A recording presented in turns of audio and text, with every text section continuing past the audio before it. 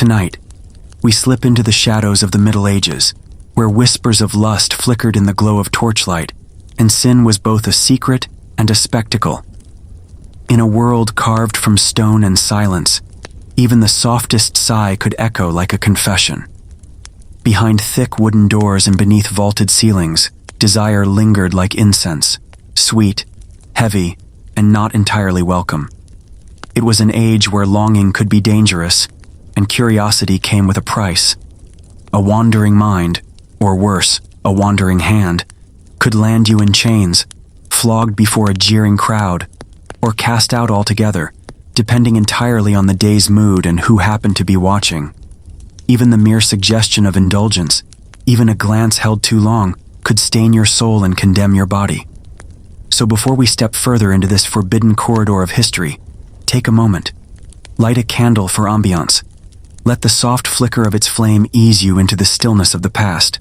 And while you're at it, go ahead and hit that like button if you're ready to wander with us into the dim and delicate places where medieval hearts beat beneath layers of duty and shame. Drop your city and time in the comments. Where are you joining us from? Tonight, across centuries and screens, we are all here together in this shared breath of curiosity. Now picture this, the scent of warm wax curling through the air, mingling with the damp coolness of stone. A hallway stretches before you, narrow and cloaked in shadows. Wooden beams overhead creak softly with age. The glow of torchlight dances across walls etched with prayers, some whispered with faith, others with desperation. Outside, the wind sighs against the shutters, but in here, it's only the hush of restraint and the echo of thoughts unspoken. This was a world balanced on contradictions. On one hand, sermons thundered about purity and restraint. On the other, human bodies, aching, living, wanting, moved through those very same pews and pulpits. To feel was to risk, and to risk was to betray the vows society demanded. But no amount of parchment laws or iron disciplines could still the rhythm of blood or silence the poetry of touch. And yet, amid the heaviness of repression, there was also a strange kind of beauty. The stolen glance, the breath caught in a cloister's corner, the thrill of wanting what must never be named aloud. Love was a rebellion, lust, a quiet fire smoldering beneath woolen robes and iron chains. So, here we are, together. Standing at the threshold of a story not often told, not in textbooks, not in sermons, and certainly not in polite conversation. A story that winds through torchlit halls and veiled alcoves, where secrets kissed silence and punishment always loomed close behind. Our journey begins not in a tavern, with the clatter of mugs, nor in a castle hall under banners and feasts. No, it starts in the most unexpected place, the hushed, candle-scented halls of a monastery, where even the holiest vows couldn't snuff out the spark of want. Stone walls cold as judgment stretch skyward around the monastery, like arms raised in eternal penance. Within them, chants rise and fall in solemn cadence, Latin syllables echoing against arches as old as the vows whispered beneath them. But beneath the Gregorian murmur lies another kind of silence, one that pulses, waits, and breathes. A silence that screams louder than any sermon, the sound of desire denied. The air is thick with the scent of wax and devotion. Candles flicker before icons of saints, their serene faces frozen in eternal chastity. But below those watchful gazes, human hearts beat, irregularly, unpredictably. Between the pages of sacred texts and the routine of prayer, longing slips in like a draft beneath a heavy wooden door. Brother Elias sits in the scriptorium, hunched over his psalter, fingers curled reverently around the binding. His lips move in silent prayer, but his eyes, they drift, only slightly, only for a moment, just enough to catch the rustle of robes and the soft tread of sandals as Sister Beatrice glides past. Her hands are folded, her gaze lowered, her walk measured, but her presence is not unseen. Her robe whispers secrets as it brushes the stone floor, the faintest sound breaking the rhythm of the monk's internal litany. He tells himself it is nothing. A moment. A breath. A test, perhaps. But the human mind is a master of slow betrayals. Vows of chastity were iron chains forged in ritual, tightened in candlelit chapels, sealed with solemn amens. But thoughts slipped through like smoke. They floated above scripture, curled through the crevices of the mind, and clung to places robes could not cover. Brother Elias was not the first to feel this dissonance. In the 12th century, a monk wrote of his torments, visions of maidens dancing through his prayers, golden hair and bare feet tracing circles through his holy thoughts. In desperation, he smashed his forehead against the altar, hoping pain would purge temptation. Spoiler: it didn't help. Bruises fade, but the imagination is tireless. The monastery was meant to be a fortress against the flesh, its cold floors and sparse meals, its strict hours and silent vigils, each a weapon against the body's murmuring wishes. But the body is clever, and the heart has its own language. One raised eyebrow, one shared hymn, one too long glance across the cloistered garden. These were the breaches, small cracks in the stone, where light, or something like it, leaked in. Sister Beatrice was no seductress. She prayed as fervently as Elias, fasted, confessed, obeyed. But she too was made of flesh and warmth and memory. And in those quiet hours before matins, when the halls echoed only with distant footsteps, she sometimes lingered a moment too long near the herb garden, where the rosemary thrived despite the cold. She sometimes remembered laughter, and hands, and the world before veils. Perhaps they never spoke of it. Perhaps all that passed between them was a flicker of acknowledgement, a mutual understanding shared between two souls wrapped in wool and restraint. But even in that silence, something lived.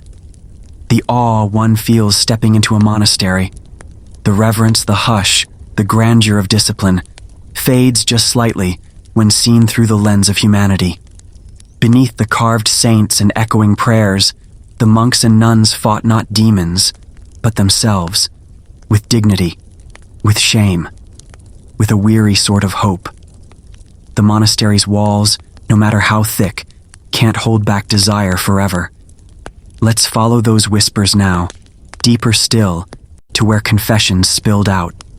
Not always before the altar, but in the quiet hidden places where honesty didn't echo.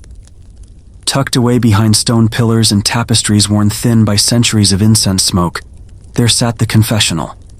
Not a grand pulpit or golden shrine, but a simple wooden booth, its panels creaking with age, with time, and with the weight of secrets it held.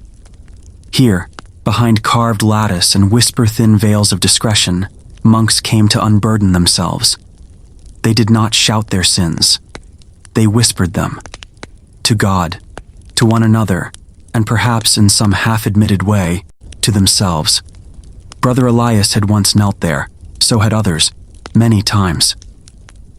One of the most infamous entries in the confessional register belonged to Brother Anselm, a name scribbled in faded ink with careful script, as though reverence could clean the shame from the parchment. He had confessed, trembling, to dreaming of a shepherdess, not a noble lady from a tapestry or some scandalous pagan deity, just a simple girl, barefoot in a meadow. And when he awoke, his robes bore the evidence of what the church called nocturnal weakness. His penance? 3 nights sleeping on the cold stone floor without blanket or pillow, chanting psalms through the ache in his knees. And that was considered lenient. Desire, it seemed, did not politely knock. It arrived uninvited, in dreams, in stray thoughts, in the curve of a shadow cast by torchlight. The monastery records are full of these small human battles, monks attempting to suppress the unsuppressible. Some devised elaborate routines to avoid temptation. One monk refused to eat figs, believing their softness stirred impure thoughts. Another drank only tepid water, fearing the delight of cool refreshment would lead his spirit astray. And then, of course, there were the more eccentric methods. Several monks reportedly trained themselves to chant scripture in their sleep, a kind of divine dream conditioning. The idea, that if you could mumble psalms in your dreams, lustful visions might flee like devils at sunrise. Imagine that, a cloistered dormitory echoing at midnight with half-coherent Latin sleep-talking. A defense against fantasy as fragile as the will that dreamed it up, but not all confessions remained private.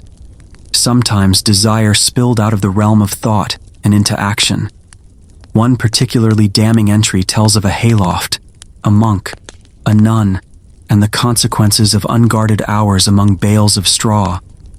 When the scandal surfaced, it wasn't treated as an unfortunate lapse, but as a symptom of rot, a den of vice, as the bishop put it. The monastery was nearly shuttered. The nun disappeared. The monk was transferred in shame.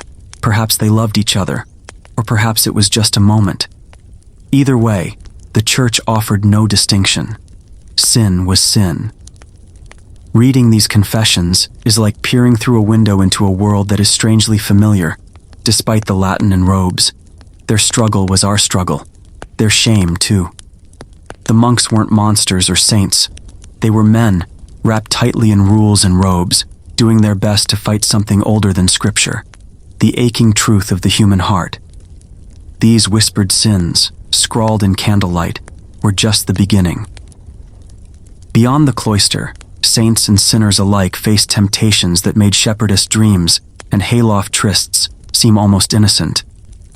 The real battleground lay outside these walls, where power and passion walked hand in hand, and love, courtly or carnal, wore finer clothes. Their lives were meant to inspire holiness, to guide the faithful toward virtue. But if you open the ancient manuscripts of the saints' biographies, known as Vitae, you'll find something else flickering between the lines. Not just divine light, but heat, passion, longing. Their stories read like fever dreams, holy battles laced with forbidden desire, cloaked in incense and ecstasy. Take Saint Jerome, the brilliant scholar who fled to the desert to escape the moral decay of Rome. In the blistering heat and isolation, he hoped to silence his body and sharpen his spirit. But temptation didn't stay in the cities. It followed him into the sands. He wrote of being tormented by visions, courtesans dancing before him, their laughter as sharp and cutting as thorns. He fasted, beat his chest with stones, and memorized scripture in Greek and Hebrew to drown their images. Yet still they came, in dreams and in waking, not as demons, but as memories his body wouldn't forget. Then there's St. Agnes, barely a teenager, venerated for her purity and unwavering devotion. Her tale is recounted with reverence, but also with an intensity that feels almost too tender, too intimate. She described Christ not only as her Savior, but as her lover. She claimed he embraced her soul so deeply that her heart trembled with a warmth no sermon could explain. Her martyrdom was painted as a wedding of spirit and divinity, yet there's something in her language, in the poetry of her visions, that hints at something more carnal than the church ever acknowledged.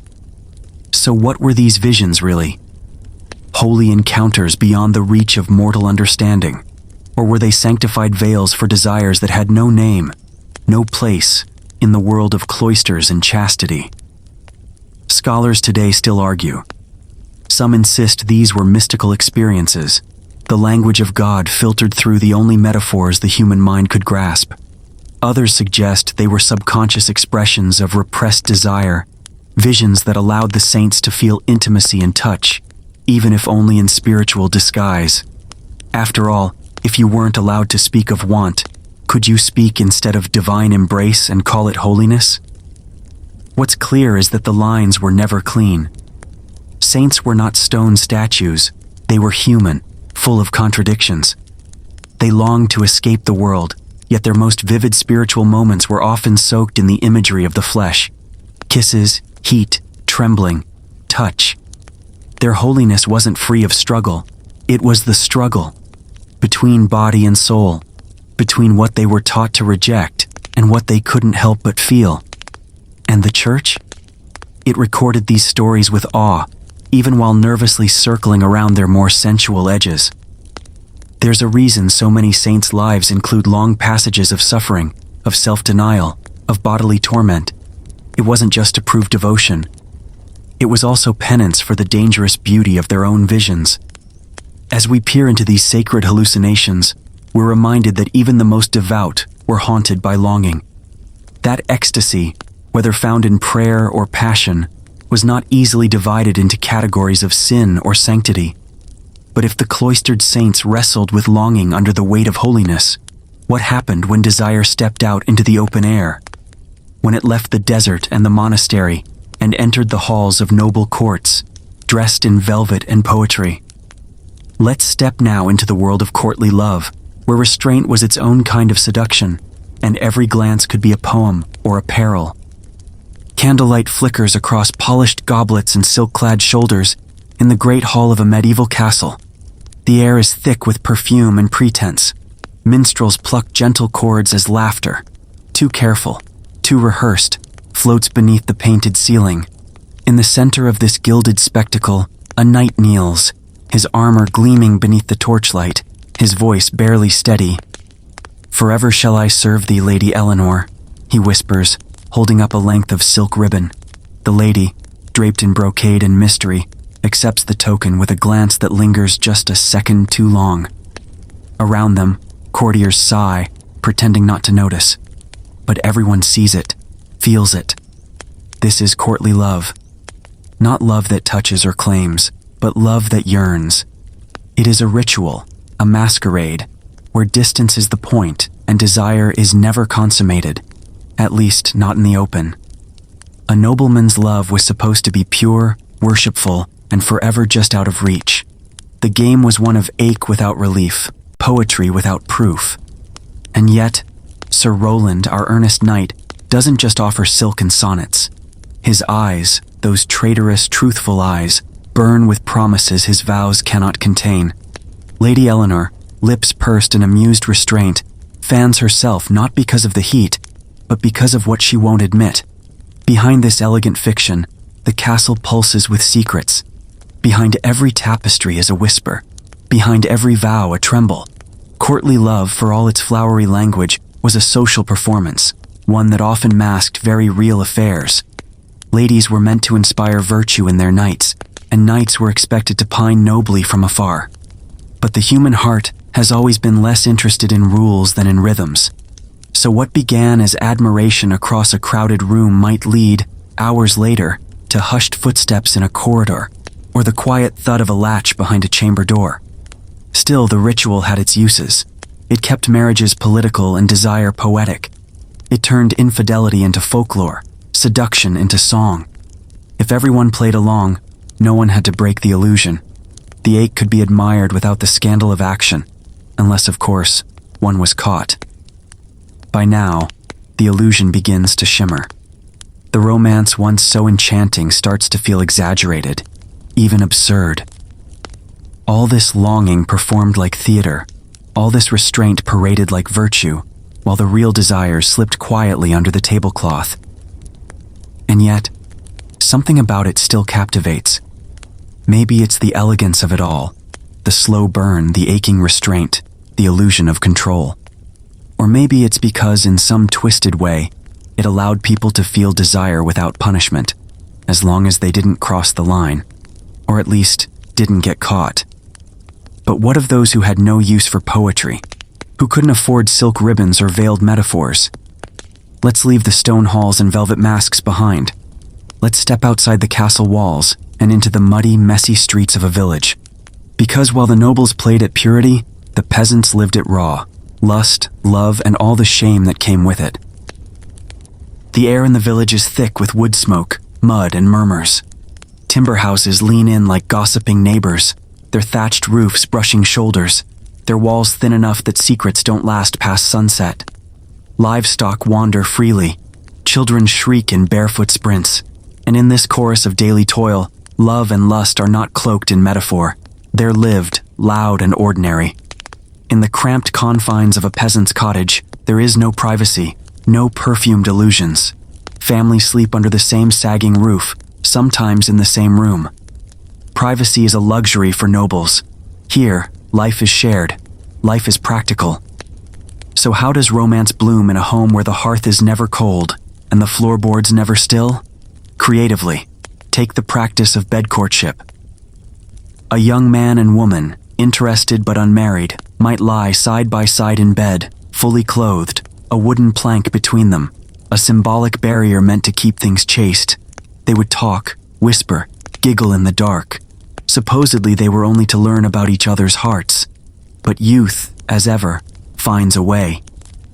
More than one morning saw that plank suspiciously shifted, the corners of blankets tugged in conspiracy.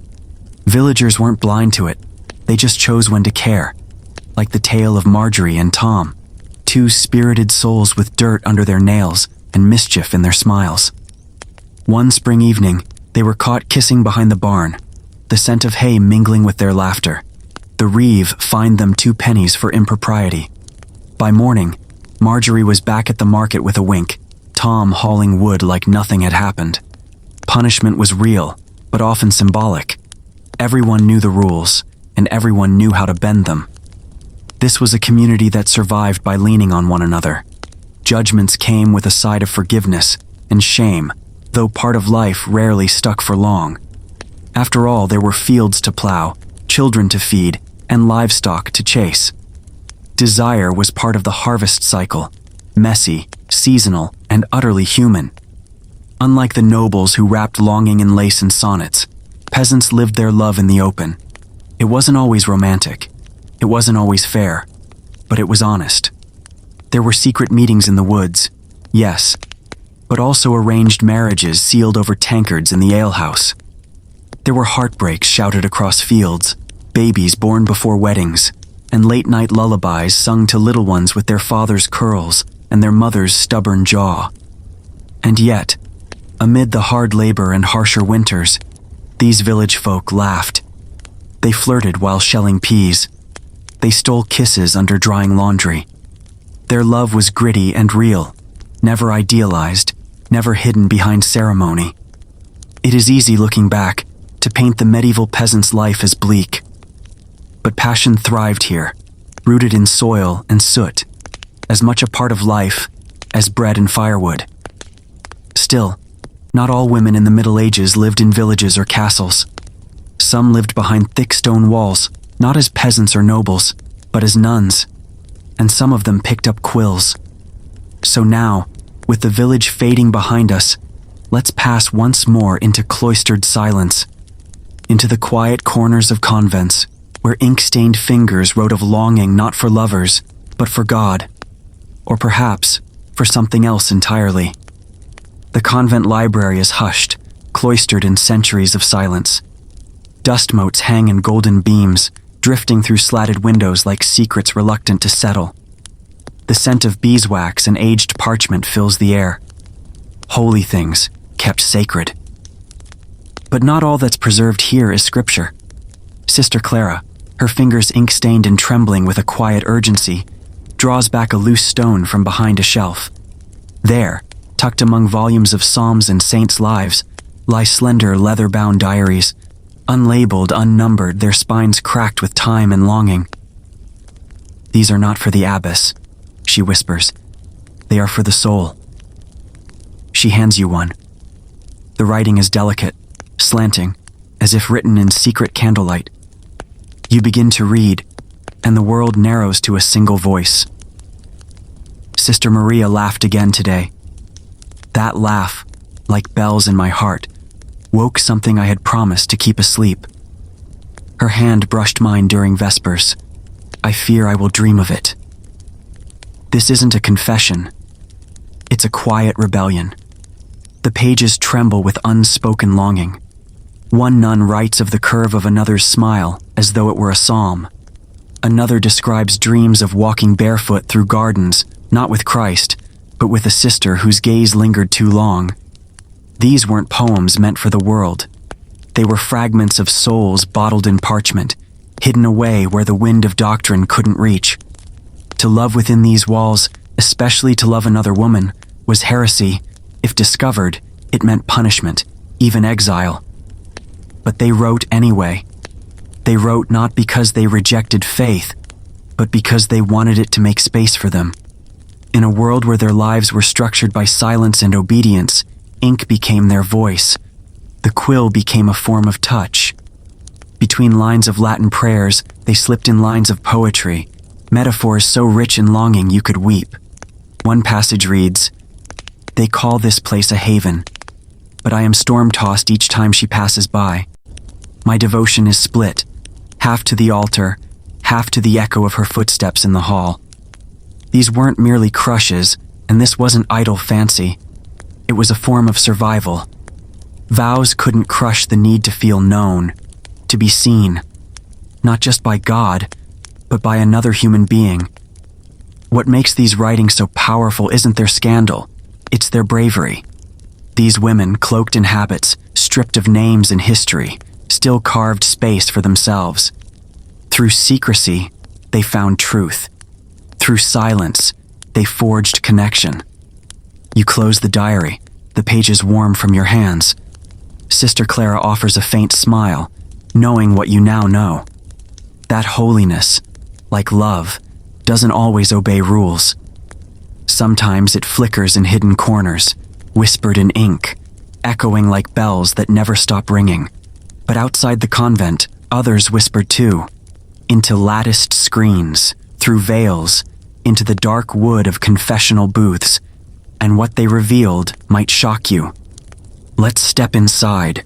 Let's kneel where so many knelt before as we listen to the sins spoken in shadow. The booth is narrow, dark, and stifling. A wooden lattice separates penitent from priest, but no separation is absolute. The air is thick with the scent of old incense and damp wood, clinging like guilt. The seat creaks beneath the narrator's weight as a whisper filters through the carved screen. It's not your voice. It's the one before you. A farmer kneels outside, rough hands clutching his cap like a boy caught stealing apples. His voice is cracked with shame and something else. "Forgive me, Father, for I have sinned. I touched a milkmaid's hand. It was warm. Is that a sin?" Father Simon exhales, slowly, thoughtfully. The incense coils upward from a thurible near his feet, mingling with his breath. "Was it just her hand?" he asks, his tone a hair too interested. The farmer hesitates. "She laughed when I did it," and leaned closer. "I swear it wasn't more than a second." "Describe the moment," Father Simon says, "not as a priest, as a collector. This isn't just a place for forgiveness, it's a ledger. Each whispered sin is another entry, another knot in the tapestry of power. Some priests, like Father Simon, treat confession like accounting. Lust is measured, weighed, categorized, recorded. Behind closed doors, these ledgers grow thick, neatly inked columns of trespasses, kisses stolen in barns, thoughts that wandered where eyes had no right to linger, hands that betrayed holy vows. Some confessors justified the detail, to prescribe appropriate penance. But others seemed to relish it. They never said it aloud, of course, but sometimes a smirk betrayed them, or a question lingered just a moment too long, especially when the sinner was young, attractive, vulnerable. And Father Simon? He listens carefully. He does not interrupt. When the farmer finishes, he issues penance without blinking. 3 Hail Marys, and stay away from the maid unless you intend to marry her. Temptation, son, is the devil's breath on your neck. But as the farmer walks away, head bowed, the priest's fingers return to his book. Another sin tallied, another soul held by its shame. Because confession wasn't just about redemption, it was leverage. In a world where public virtue mattered more than private truth, secrets were currency. If you confessed adultery, the priest knew. If you lusted after a noble's daughter, the priest knew. If you doubted God in the dark of night, the priest knew. And if a time came when the church needed something, support, silence, compliance, those secrets could whisper back. There's a reason some bishops rose so high and others disappeared entirely. A reason certain land grants were gifted after tearful penances. Guilt could be harvested like grain. The booth was a granary of fear. And the irony? The priests too confessed, in other booths, to other priests. A circle of whispers that never ended. As you sit there listening, It's hard not to feel the weight of centuries pressing through the wood. Not just sin, but surveillance. Not just forgiveness, but control. You step out of the booth, blinking in the light. The street is just beyond the chapel's doors, but the voices stay with you. Murmured shame and scripted mercy. Secrets trapped in timber, but not all shame remained whispered. Some were dragged out into the daylight, made spectacle for the crowd. In the square, punishment was not private. It was performance. Let's walk there now, to the platform, the stocks, the jeering crowd, where sin had a face and shame had an audience. The town square is a living, breathing creature, its lungs filled with jeers, its heartbeat the thud of boots against cobblestones. The air is sour with sweat, ale, and something older, rot. Children laugh as they chase each other between the legs of drunken farmers, while older women jostle for space, baskets in hand, their faces twisted with judgment. At the center, raised slightly above the throng, stands the wooden platform. And on it, bound in stocks, is a woman in her late 20s. Her dark hair is tangled, her cheeks flushed, not with shame but with rage. Her eyes flash beneath the bruises of humiliation, defiance cutting through the grime. "Adulteress!" someone yells. A rotten apple arcs through the air, landing with a wet thwack against her shoulder. She doesn't flinch. Another follows, striking her ribs. Laughter erupts. "Show us what you showed him!" A voice howls from the back. More laughter. Another apple. The punishment is simple and brutal. Hours locked in place while the townspeople purge their own guilt by mocking hers. She's accused of straying from her husband, though no one bothers to ask the details. Her fury burns brighter than any remorse might. She spits toward the crowd, not out of disdain for morality, but for the hypocrisy around her. Her lover? Nowhere to be found. Perhaps he paid someone. Perhaps he ran. Or perhaps he's in the crowd, tossing fruit with the rest, face hidden under a hood. Because men slip away. That's how the game is played. She, however, is held here. Arms outstretched, neck bent, exposed. Her body, once whispered about in back rooms or behind stable doors, is now on full display. Not as an object of desire, but as an example. A warning. But as the moment stretches, the laughter begins to thin. The spectacle starts to feel too long, too raw. A child tugs at his mother's skirt, unsure why the lady is crying and bleeding. An old man lowers his voice. The sun rises higher, and sweat begins to bead. And suddenly, it becomes hard to look at her. Because she hasn't wept. She hasn't begged. She simply stares out, daring someone to meet her eyes. What began as righteous glee now feels cruel. The cheers fade to murmurs, feet shuffle. Even the rotten apples seem fewer. This isn't justice, it's theater. And every crowd needs its star. But when the star refuses to break, the play loses its thrill. The square empties slowly. One by one, people return to their chores, their gossip, their lives. She remains, pinned like a painting or a lesson. And for all the noise, her silence is what lingers.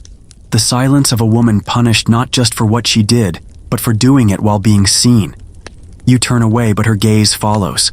Not vengeful, just human. The square quiets now, though echoes still cling to the walls. But deeper fears await in the shadows of justice. Not stocks and laughter, but fire and accusation. Let's follow the whispers to a darker place. Where lust is no longer a crime, it's a curse. Where desire means danger, let's walk into a witch trial. The wooden hall smells of damp wool, candle wax, and dread. It's not grand, just 4 walls lined with benches, packed with villagers clinging to one another like frightened birds. At the center stands a table, worn and scarred from years of judgments, and behind it, 3 men in dark robes, faces pinched with duty or distaste. This is not a courtroom, it's a crucible. At its heart, bound by rope at the wrists, stands Alina. Not a healer, not a herbalist, simply a widow. She lived alone in a cottage on the edge of the woods, kept a black cat, and dared to speak her mind at the market. Some say she never wept after her husband died. Others claim she walked barefoot under the moon. Tonight, none of that matters. What matters is that she was accused, and in these times accusation is nearly the same as guilt. A priest leans in. He raises her arm and points to a faint discoloration on her shoulder. "The demon's mark," he declares. Gasps. The crowd leans forward. Someone whispers a prayer. Someone else crosses themselves. Alina does not speak. Her eyes dart to a corner of the room where a girl no older than 15 bites her lip and refuses to look up. A servant, one who may have spoken too loudly or simply been heard at the wrong moment. The questions begin. Have you flown in dreams? Has Satan lain with you in the form of a man?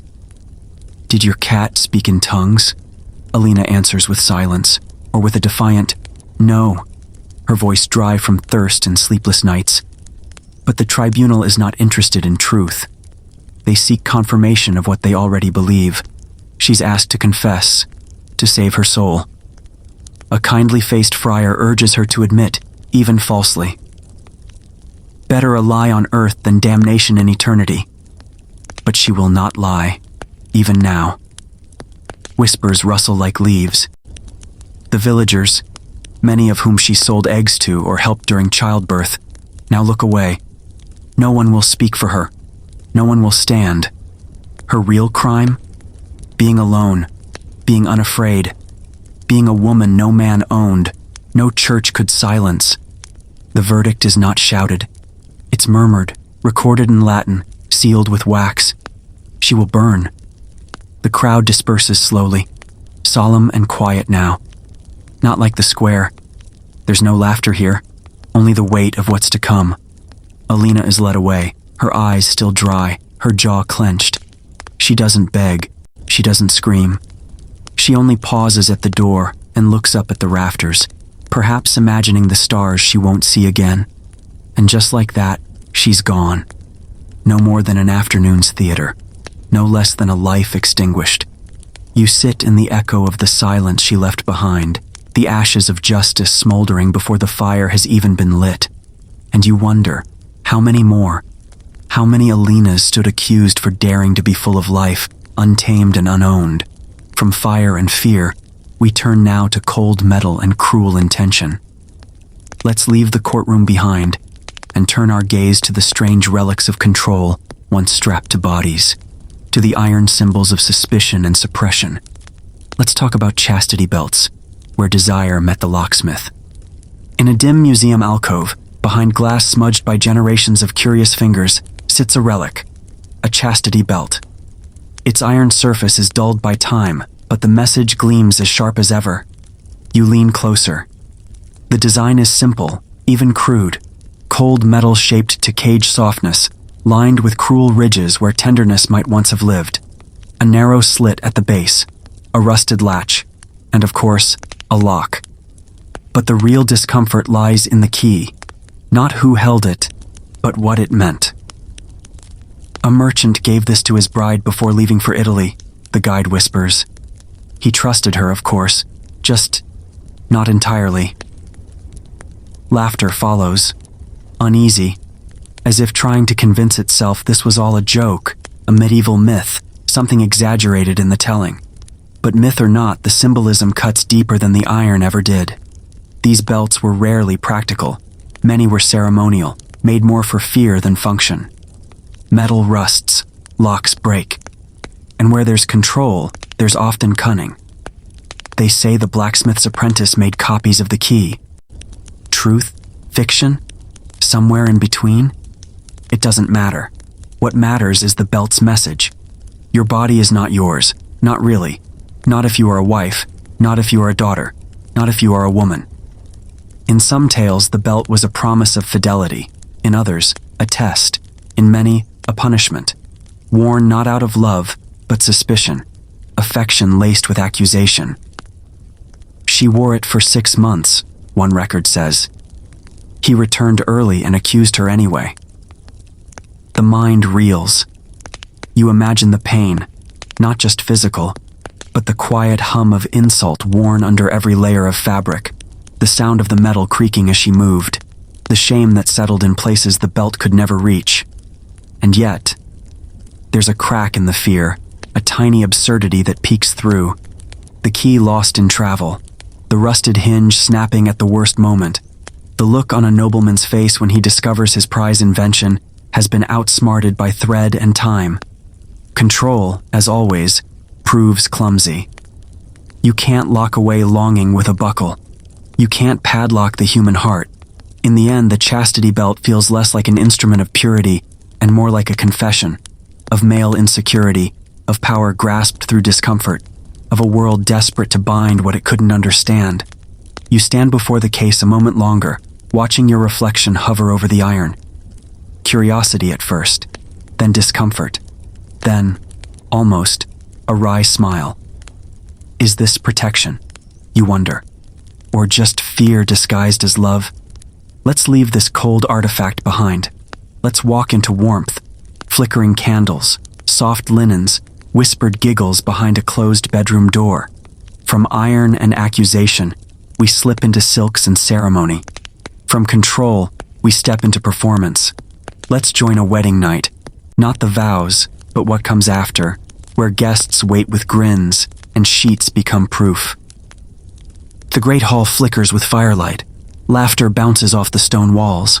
Goblets clink, and the scent of roasted boar and spilled wine thickens the air. But the real entertainment is yet to begin. All eyes are fixed on the bride and groom. She's trembling beneath her wreath of rosemary and veil of lace. He's flushed and fumbling, clutching a cup he hasn't put down in hours. The musicians quiet. The jesters bow out. A priest raises a hand, not to bless the couple, but to begin the bedding ceremony. 5 days of feasting, someone whispers, and now the moment we've all waited for. 2 matrons rise, one from each family, and begin to undress the bride.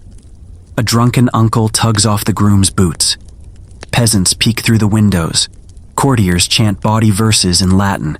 There's no shame here, at least not on the surface. This is custom, tradition, a spectacle dressed in holy robes. The couple is escorted to the bridal chamber as if heading to war. The bed freshly turned awaits. Candles are lit. A priest offers a final prayer. "Let there be union," he says, and proof of it by morning. Once inside, the door is left open just a crack, enough to see, not enough to know. Some guests linger. The next morning, or in some cases just an hour later, the linens are paraded like trophies. Stains mean honor, purity, a proper marriage sealed in blood. But everyone knows the game. "A bit of dove blood," a midwife confides, "dropped just so. Nothing a clever girl can't manage." Because it's not about the truth. It's about the performance. A theatrical reassurance that the bride was untouched, that the groom was capable, and that the family's property exchange was sealed with flesh. "Love?" scoffs a baron. "They've met twice." He doesn't mean to be cruel. It's just the way of things. In this world, a body is a contract, a marriage a merger. And sex? Sex is a proof of transaction, something to be witnessed, whispered about, and certified with stains. But behind the absurdity lies something colder. The bride's face, tight with fear. The groom's hands, shaking. The unspoken understanding that failure, no blood, no consummation, means annulment, shame, or worse.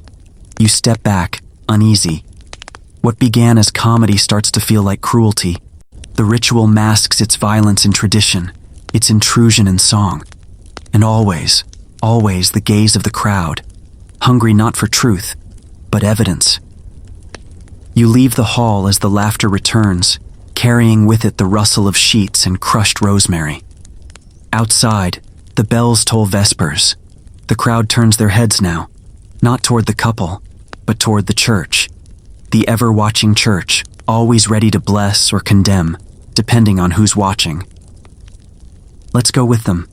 Let's slip into stone pews, into a world of stained glass and stern warnings, where saints look down in painted silence, and where sermons about lust strike fear into hearts already confused by desire.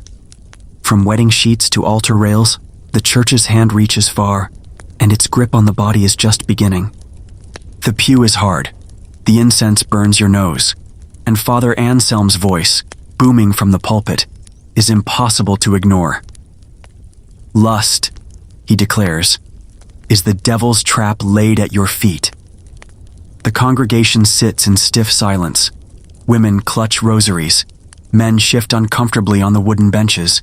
No one dares to blink too long or too lustfully. Father Anselm continues, his face red with fervor.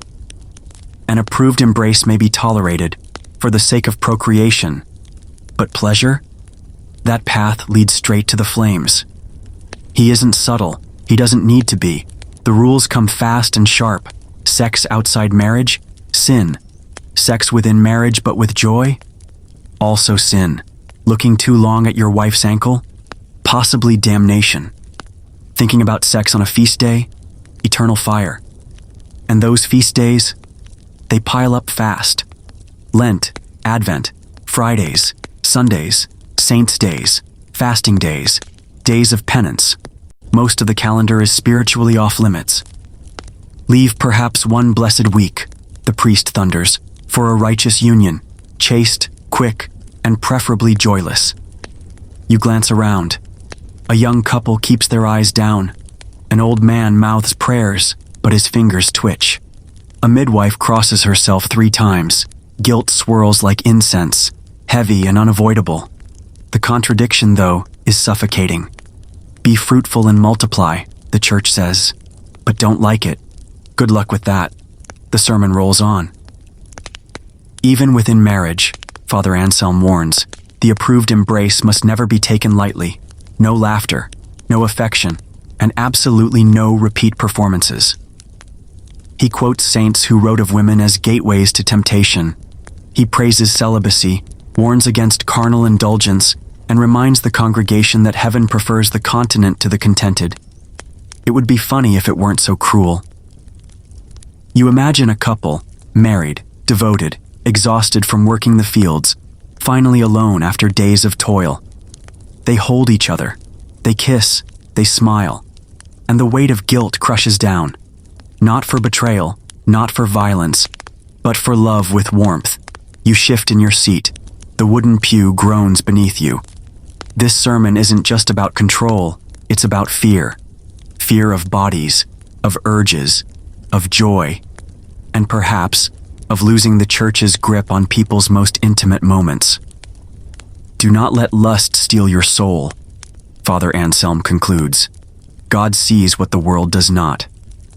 The bells toll. The service ends. The congregation files out, slowly, quietly, burdened not with sin, but with the feeling that being human is already too much. But not every love fits the mold laid out in sermons. Some loves whispered behind cloister walls. Some dared not speak aloud, but still survived. Because where rules shout, hearts often whisper. And those whispers, soft, defiant, enduring, deserve to be heard. Let's follow them now. Let's step out of the stone church and into the twilight, where glances linger a little longer and affection takes on new, quiet shapes. The alley is narrow, cool and cobbled. Candlelight flickers through a shuttered window, and in the hush of evening the world softens.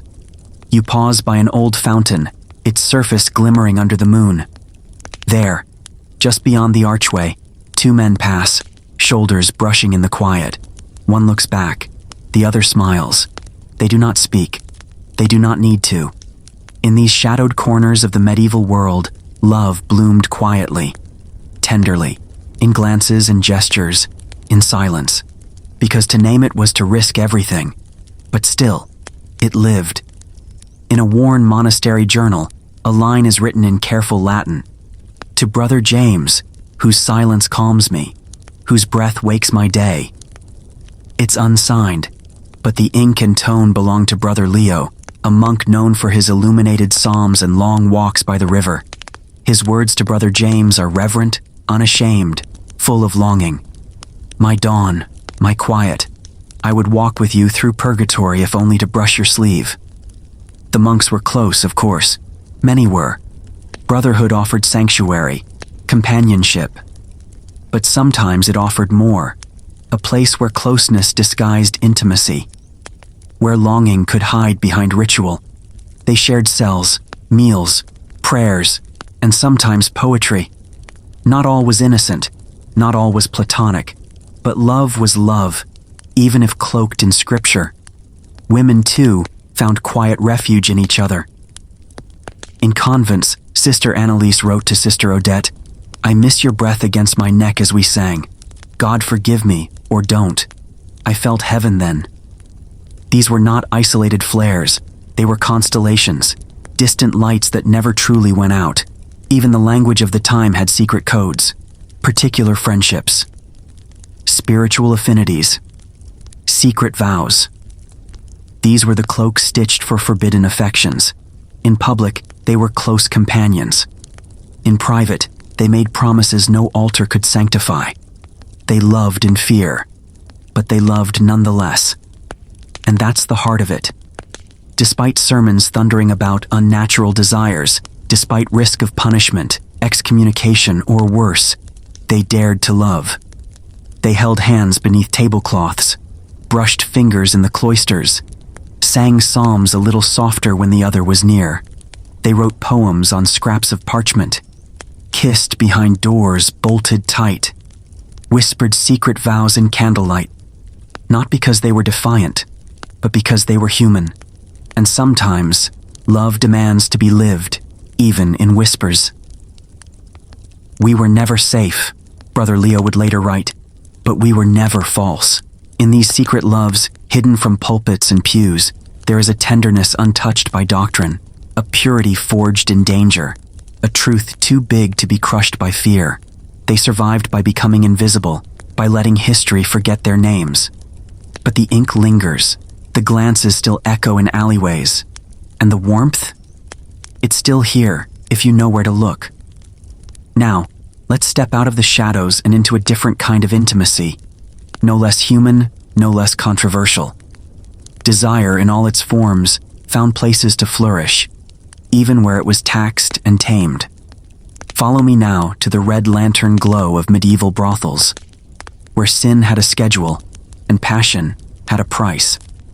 Rosewater and laughter spill into the night from a timber-framed building on the edge of the market square. The door stands open, its lintel marked with a painted sign, a discreet symbol known to those who seek it. Inside, lamplight flickers against velvet curtains, and the air hums with low voices, the clink of coins, and the faint notes of a lute. This is no hidden den of sin. This is a business, licensed by the city, inspected by clerks, taxed like a bakery or a blacksmith's forge. Here lust has a ledger. At the heart of it stands Ismene, the madam. She is sharp as a blade, her gaze sweeping the room with the precision of a captain on deck. Every smile she wears is calculated, every word deliberate. She ensures her women are fed, their rooms clean, their debts managed. In a world where safety is never guaranteed, Ismene does her best to build walls against the worst of it. The system is surprisingly orderly. Each woman wears a yellow sash, the city's mark of licensed work. Inspectors visit monthly, recording names in official rolls. A portion of every transaction goes to the municipal treasury, funding roads, bridges, even a chapel or two. The irony is not lost on anyone. Stone arches rising over rivers, built with the coin of longing. Yet beneath the structure and the paperwork lies the truth. The women here pay more than taxes. Some chose this life, drawn by the independence it offered in a world where most women were bound to fathers or husbands. A few speak of the thrill of freedom, of coin earned by their own hand, of rooms that are theirs alone. Others had no choice. Poverty brought them here, or a family's debt, or the soft-spoken promise of a man who later vanished.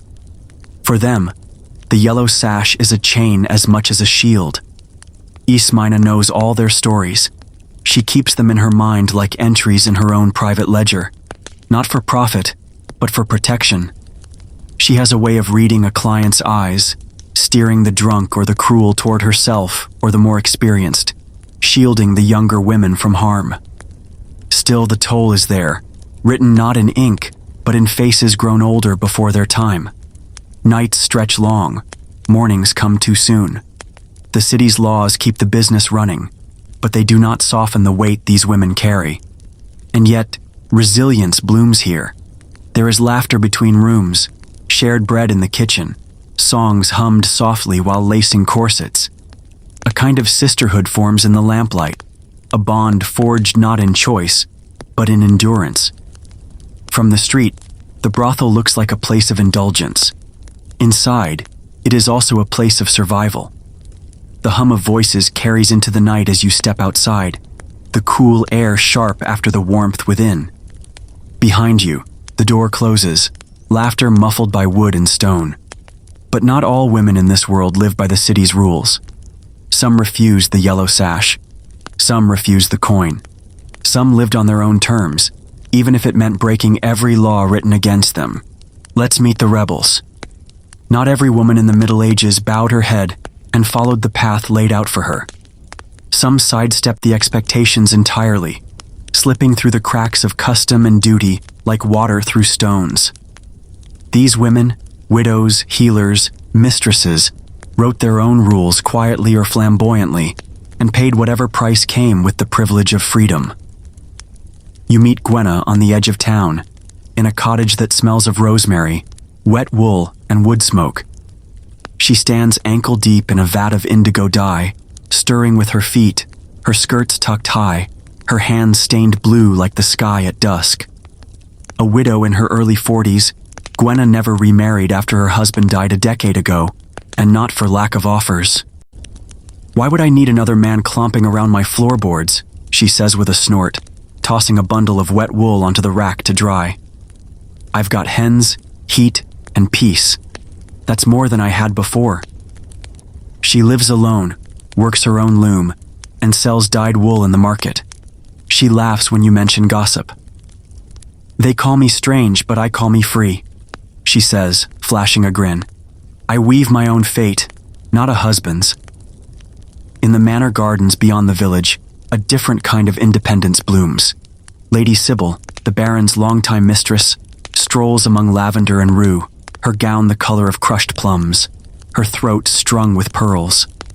She does not pretend to be a wife, nor apologize for not being one. "Marriage is a contract," she murmurs.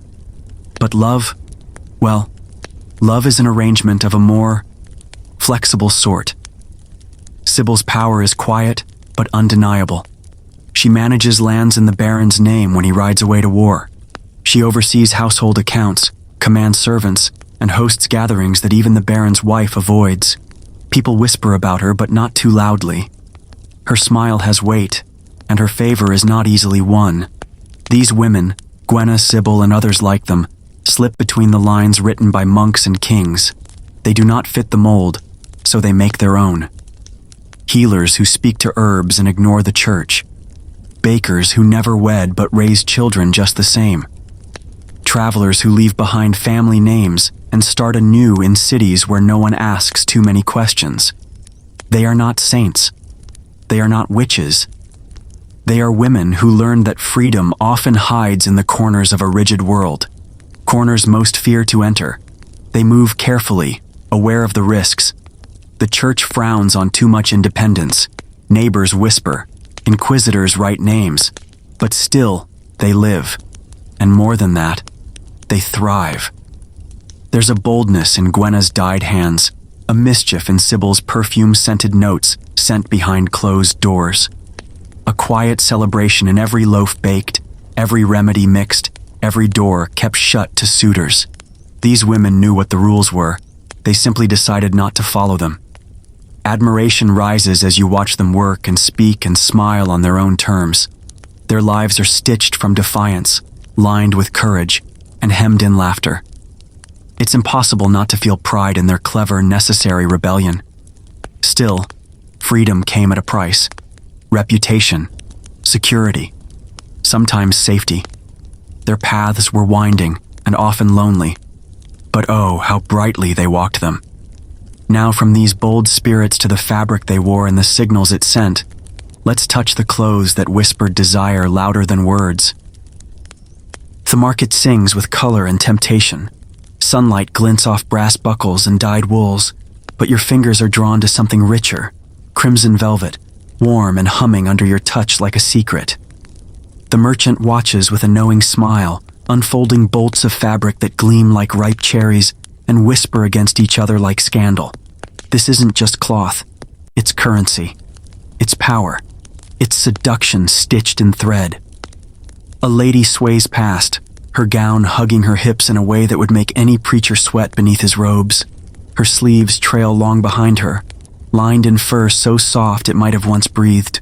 With every step, she defies the laws carved to keep her plain. Sumptuary edicts declared who could wear what, velvet for nobles, linen for commoners, but markets didn't ask questions, and tailors had nimble fingers. Her hem is embroidered with golden thread, just a whisper, just enough to say, "I'm not afraid." And the men? Oh, they had their fun too. Pointed shoes stretch inches beyond the toes, sharp and silly, curling like devilish grins. Priests called them sinful. Proud as Lucifer's horns, one thundered from the pulpit. But pride wasn't the only thing those shoes hinted at. They strutted through town squares like flags of rebellion, proclaiming, "I can afford to be useless." Clothing wasn't just utility, it was theater. A bodice laced a touch too tightly, a collar cut a little too low, a sleeve slit just enough to reveal the curve of an arm. Rules demanded modesty, but fashion always found the loophole. If the church banned red, people wore plum. If velvet was restricted, they lined their cloaks with it instead. Where law pressed down, desire wriggled free. And those in the pews weren't fooled. They saw what was being said without words. They heard the unspoken invitations rustling in skirts and cloaks. Even the church knew the power of cloth. That's why they feared it. They knew a well-cut doublet could make a monk forget his vows. They knew crimson velvet could turn a sermon to stammering. They issued warnings, drafted restrictions, condemned entire fashions with the ink of outrage. But still, the fabric flowed. Still, the merchant sold. Still, the people wore. Because clothes could do what voices could not. They could beckon. They could boast. They could break rules with a smile and a flutter of lace. In every thread was a wink, in every pleat a dare. You leave the stall with your fingertips tingling, head spinning with colors and shapes and the sheer nerve of it all. The market fades behind you, but its textures cling. Luxury, defiance, delight. The church tried to tame desire with words and punishments, but the people stitched rebellion into their sleeves, wore longing on their backs, and turned every alleyway into a runway of temptation. Clothes spoke of desire, but the body told the real story. Let's now revisit the monastery struggles, where denial and devotion wrestled in secret, and flesh was the loudest voice of all. Back beneath the monastery's silent arches, moonlight spills like spilled milk across cold stone.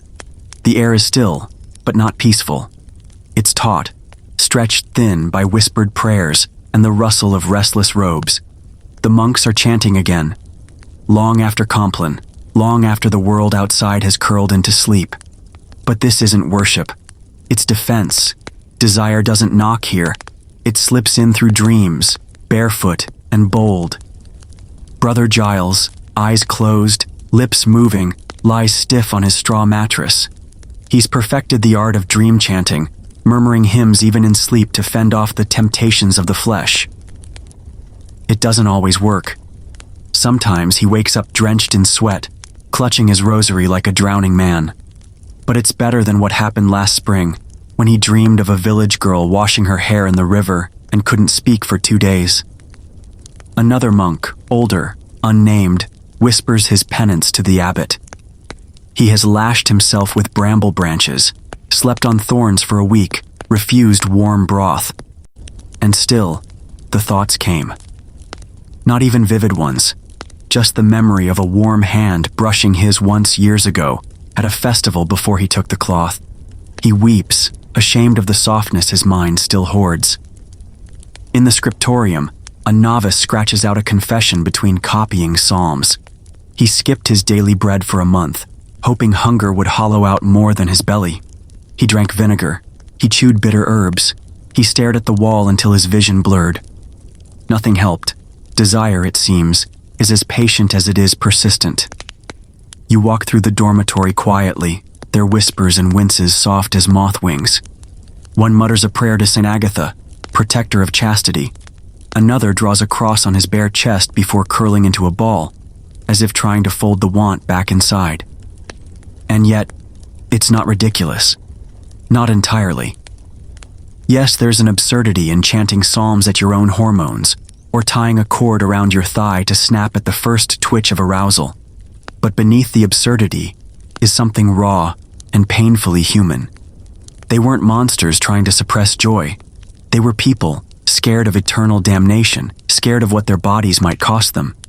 Their battle wasn't just with lust, it was with being alive. Because how do you stop your body from longing when even the saints struggled? How do you erase the memory of a warm voice, the scent of lavender on a sleeve, the shape of someone's smile? And what does it cost to pretend you've succeeded? Some monks made it through, we think, quiet, steady, obedient, but many cracked. Some left, some stayed and withered. Some carried their guilt like a second robe, heavier than wool. In this place of silence, the loudest noise is the one they never speak of. You leave the dormitory behind, heart heavy with understanding. Not pity exactly, respect perhaps, for the effort, and sorrow, for the torment it caused. They fought their bodies like enemies, but they were only fighting themselves, and if monks wrestled in the dark, saints blazed in visions. Some saw desire as demons, others called it divine. Let's turn now to those fevered mystics and holy visions, where temptation met transcendence, and not all pleasure was condemned. You step into the dim recesses of a chapel library, dust motes glowing like floating prayers. On the shelves, saints' lives, copied by hand, worn at the corners where monks returned again and again to certain pages. Pages thick with visions, not of fire or fury, but of heat, of touch, of trembling. Saints, we're told, communed with God in purity. But listen closely to their words, and the line between heaven and hunger blurs. Saint Lucia, beloved mystic of the 13th century, once wrote that Christ's hands cradled her soul, and she trembled, as a candle flickers in the presence of wind and flame. Her body, she said, felt weightless and alight.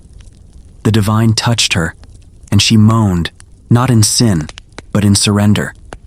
But what was she surrendering to?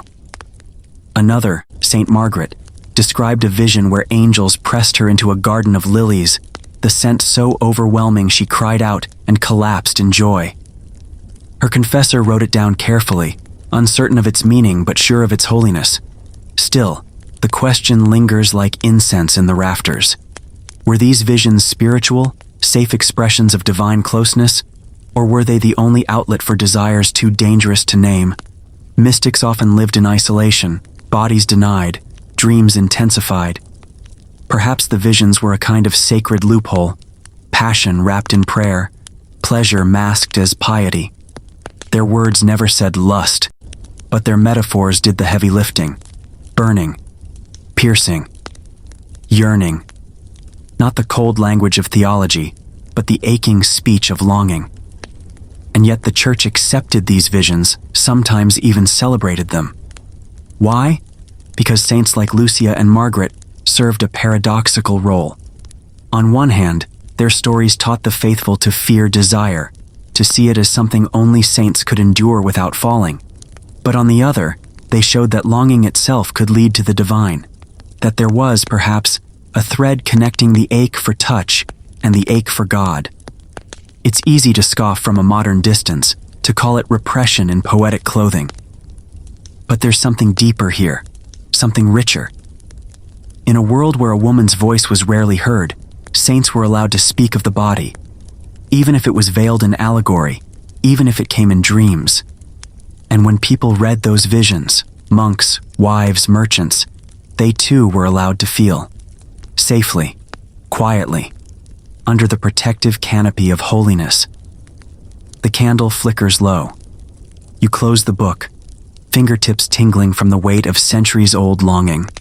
These weren't just fever dreams, They were doorways, for many the only way to be touched. You step back from the sacred and its secret heat. From the ecstatic to the elegant, now let's slip into the polished halls of nobility, where longing dressed itself in poetry and rules. The courtly games of desire danced in silk and silence. The great hall welcomes you again with flickering torchlight and polished stone. Minstrels pluck soft chords, and a knight, armored more in metaphors than in steel, recites a sonnet about unattainable beauty. Around him, jeweled laughter rises like perfume, heads tilt just so, and eyes shimmer with feigned innocence. But follow those eyes, not to the poetry but past it, toward the shadowed alcoves and curtained corners, where truths whisper louder than rhyme. Courtly love, they called it, a noble ideal, the chaste admiration of a lady from afar, pure devotion without physical consummation. But behind the embroidered veil, the truth was more tangled and more human. Take Lady Beatrice, seated near the dais, pearls catching firelight. She nods along to the troubadour's lines, her hands folded like folded wings. But later, when the candles burn lower and the hall empties, she disappears behind a heavy tapestry, and so does Sir Hugh, her husband's captain. They whisper and they touch, and in a world where love was caged in rules, they make a small rebellion of breath and skin. Their affair isn't love in the romantic sense, nor is it lust in the reckless kind. It's something strategic, a secret alliance with benefits, because in the court, romance was often political armor. Ladies, though outwardly powerless, chose favorites among knights. A glance, a token, a dance. These weren't just flirtations, they were moves in a social chess game. A chosen knight might rise in favor, gain gifts, land, or command. The lady in return gained influence, whispered rumors, and protection. Love, in this world, was a currency dressed in lace. The poetry, of course, kept everything tidy. Sonnets about distant admiration and noble suffering made excellent cover stories, but the truth lived in the gap between the poems and the petticoats. That's not to say there was no real feeling. There was. But even genuine longing wore a disguise. It had to survive.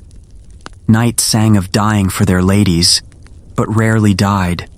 Ladies wept at windows, but often ruled behind curtains. Courtly love was a performance, refined and rehearsed, but beneath the choreography, desire still pulsed. And yet, there's something touching in it too. In a world of arranged marriages, duty-bound unions, and strict public decorum, courtly love gave people a script, a way to feel something in a society where most emotions were pre-written. The trouble came when someone believed the play was real.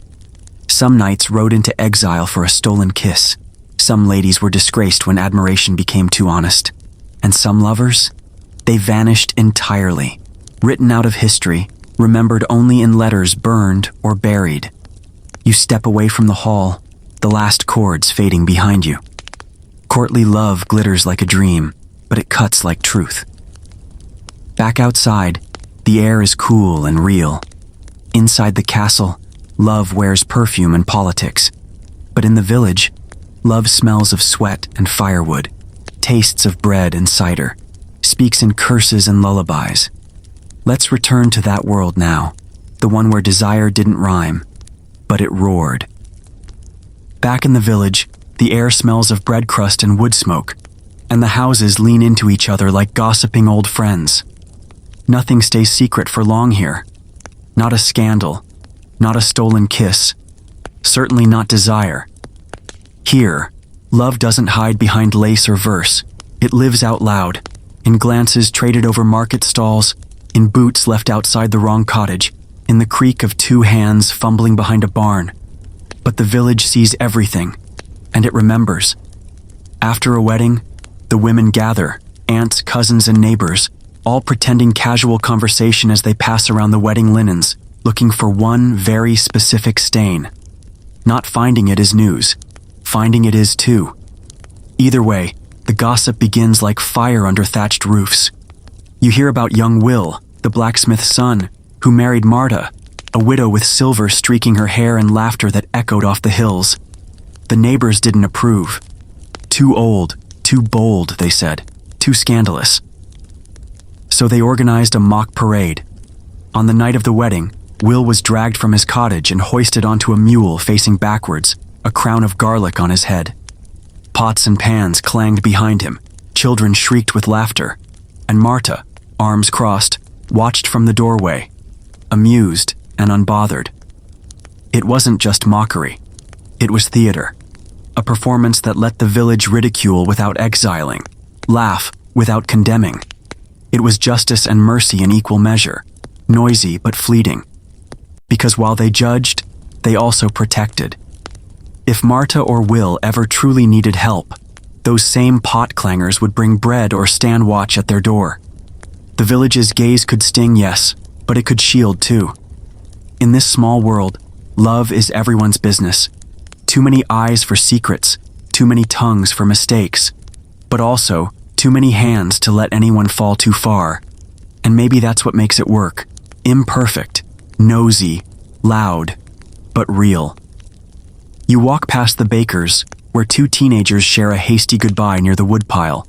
Past the tavern, where a couple argues in whispers by the door. Past the midwife's, where a cradle rocks in time with the wind. Desire lives here, not dressed up or disguised, but raw, messy, loud, and human. But even here, beneath all the scrutiny, some stories go unwatched. Some desires hide deeper. Because while the village keeps an eye on every man and maid, it rarely sees what the sisters write behind stone walls. Letters laced with longing, prayers shaped like poems, names whispered in candlelight. Let's return now to the convent, to the nuns who stitched scripture and secret yearning into every line they penned.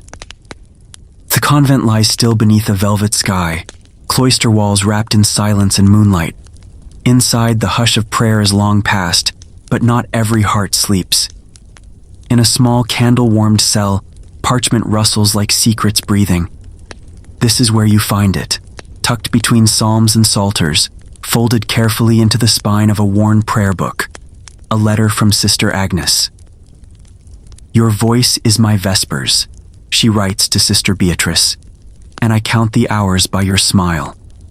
The ink is faded, but the yearning is clear, stitched in every line with tenderness and restraint, yet burning at the edges. This isn't the flowery devotion of saints to Christ. This is personal, raw, real. Not blasphemy, but intimacy dressed in borrowed robes. They wrote by moonlight, quills trembling with what they could not say aloud. They hid their letters in hymnals, behind false backs in reliquaries, and in the hems of cloaks hung in shared closets. A single misstep, a curious novice, an unsympathetic abbess, and the letters could have been burned, their names erased from memory as sin. But they kept writing. You find more. Sister Agnes describing how Sister Beatrice's laughter lingers longer than incense, how her presence turns even silence into music. There's no mention of flesh, but the longing is unmistakable. Were these friendships, devotions, something more? History won't say, but the words remain, and they say enough. These women had taken vows, poverty, chastity, obedience. Their bodies were not theirs, not anymore, but their words, their hearts, those they claimed back one page at a time. Not every sister dared. Some watched in silence.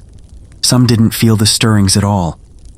But a few, like Agnes and Beatrice, found love, or something close to it, within the very walls meant to contain it. It's easy to forget. Love was not banned, only misplaced. Romantic bonds between women had no category, no script. So they made their own. You sit quietly, surrounded by those hidden parchments. Each letter is a rebellion without fire, a protest without noise. And yet, it echoes centuries later, louder than sermons. They may have never touched hands outside of prayer. They may have only smiled across chapel rows. But those moments, they lived, and they mattered. This isn't just about two nuns. It's about every quiet bond the world forgot to count. About every woman who dared to feel in a world that asked her to kneel instead. These writings weren't just hidden from the church. They were hidden from time. But now moonlight finds them again. So do you. and you understand. The soul craves connection, even behind stone walls, even under vows, even when silence is the safest prayer. The convent, once a cage, became a garden for those who dared to water something forbidden. From secret ink and whispered vespers, you turn now to another place of confession. Not among nuns, but behind the lattice of a wooden screen, where truths trembled in the dark and sin wore many names. Let's step into the confessional, where whispered sins echoed louder than sermons. The confessional stands empty now, a wooden box worn smooth by centuries of secrets. But close your eyes, and the whispers return, ghosts of guilt breathing through the slatted screen. Not all of them came from peasants or penitent nobles. Priests, too, knelt here, cloaked in cassocks and power. They whispered the same trembling syllables. "Forgive me, Father, for I have sinned." Take Father Roland, a man with kind eyes and a voice that soothed like warm wine. He listened to hundreds of confessions, but once, when the booth was empty and the candles burned low, he stepped inside as penitent. His voice cracked through the screen. "I love her," he said. "A widow. I visit her to pray, but I stay for her laughter." He paused, then added, "I believe it may be God's will." Ah, the old divine loophole. He wasn't alone. There were others, priests who claimed to be overcome during acts of healing, or who insisted their feelings were a form of spiritual union. The irony is rich. Men who preached fire and shame, caught in the same nets they cast. They scolded the village girls for dancing too freely at the harvest feast, then dreamed of them beneath the altar cloth. They told young husbands to be vigilant over their wives, then offered comfort when those same wives came to light candles alone. And yet, can you blame them entirely? Celibacy was a vow demanded by Rome, but not always embraced by the heart. They were human after all, flesh under linen. Desire doesn't disappear just because the collar tightens. You find confessions penned in Latin, hurried and half-buried in abbey ledgers. Tactum est cor meum. My heart was touched. You find an old sermon draft where Father Roland scribbled through temptation and replaced it with longing. And you wonder, was that a slip or the only honest word he ever wrote? They judged, they absolved, they condemned. But when no one was watching, they broke, bent, and begged like everyone else. Some justified, some wept, some did both. And while their sins were whispered in shadow, the punishment often fell on others, the women, the orphans, the poor. Easier to cast stones when you're hiding in a robe. Still, there's a strange sympathy that blooms as you read their private words. Not forgiveness, maybe, but understanding. They were told to kill their desire. Instead, they buried it, in sermons, in psalms, in someone else's arms. You leave the booth slowly. The wood smells like incense and old breath. The air is heavy with what's been said, and what hasn't. The priest may leave the confessional, but the sin never quite does. And outside, in the square, no such mercy waits. Here, the crowd plays judge and jury, and shame wears a mask of celebration. Let's step out of the booth and into the harsh daylight, where punishment isn't whispered but shouted. The town square is alive again. A stage, a cauldron, a beast with 1,000 watching eyes. You step into its pulse as the morning bells fade, and already the jeering has begun. A man stands on the platform, his tunic soaked and stained, hair dripping with mud, the air thick with heat and ridicule. A crooked sign hangs from his neck, too free with his tongue. The crowd laughs, children shout. A sour-faced priest mutters a prayer loud enough to be heard. He turned jest into temptation. Better to be silent than sinful. The man, his name is Thomas, offers no defense. His eyes flit to the edge of the square, where a woman turns away quickly. You wonder, was she the one he flirted with? Or simply one of many? He had a reputation, they say. Winks at widows, jokes at markets, a hand resting too long on a sleeve. Nothing violent, nothing proven. Just smiles too warm, compliments too bold. And now, mud slaps his chest again. A child mimics his flirtatious bow. The crowd erupts, laughter like thunder, sharp and cruel. But look closer. That baker, chortling in the front row, wasn't he whispering sweet nothings to a weaver last week after his wife left with the cart? And the tailor's wife shaking her head, didn't she linger too long near the blacksmith's forge, fingers twirling her hair? They've all flirted, behind stalls, in pews, during long harvest nights. Yet here they stand, delighted as one of their own is humiliated, because today it's not them. That's the game. Punishment not for the act, but for being caught. The priest raises a hand. The laughter quiets. He begins a small sermon, voice shrill. Let this be a warning to all who use charm to deceive. Sin wears a smile, and so must be silenced. You feel a shift in the air. Not everyone is listening. Some cast sideways glances. Some whisper. A girl watches Thomas with wide, unsure eyes. Is that pity? Or fear that next time it might be her? This isn't about justice. Not really. It's about ritual. About reminding the town who's in charge and who isn't. They bind themselves together with shared shame, shared cruelty. They pretend it's about purity, when really, it's about control. Tomas is led down, covered in muck, dignity trailing behind like a torn banner.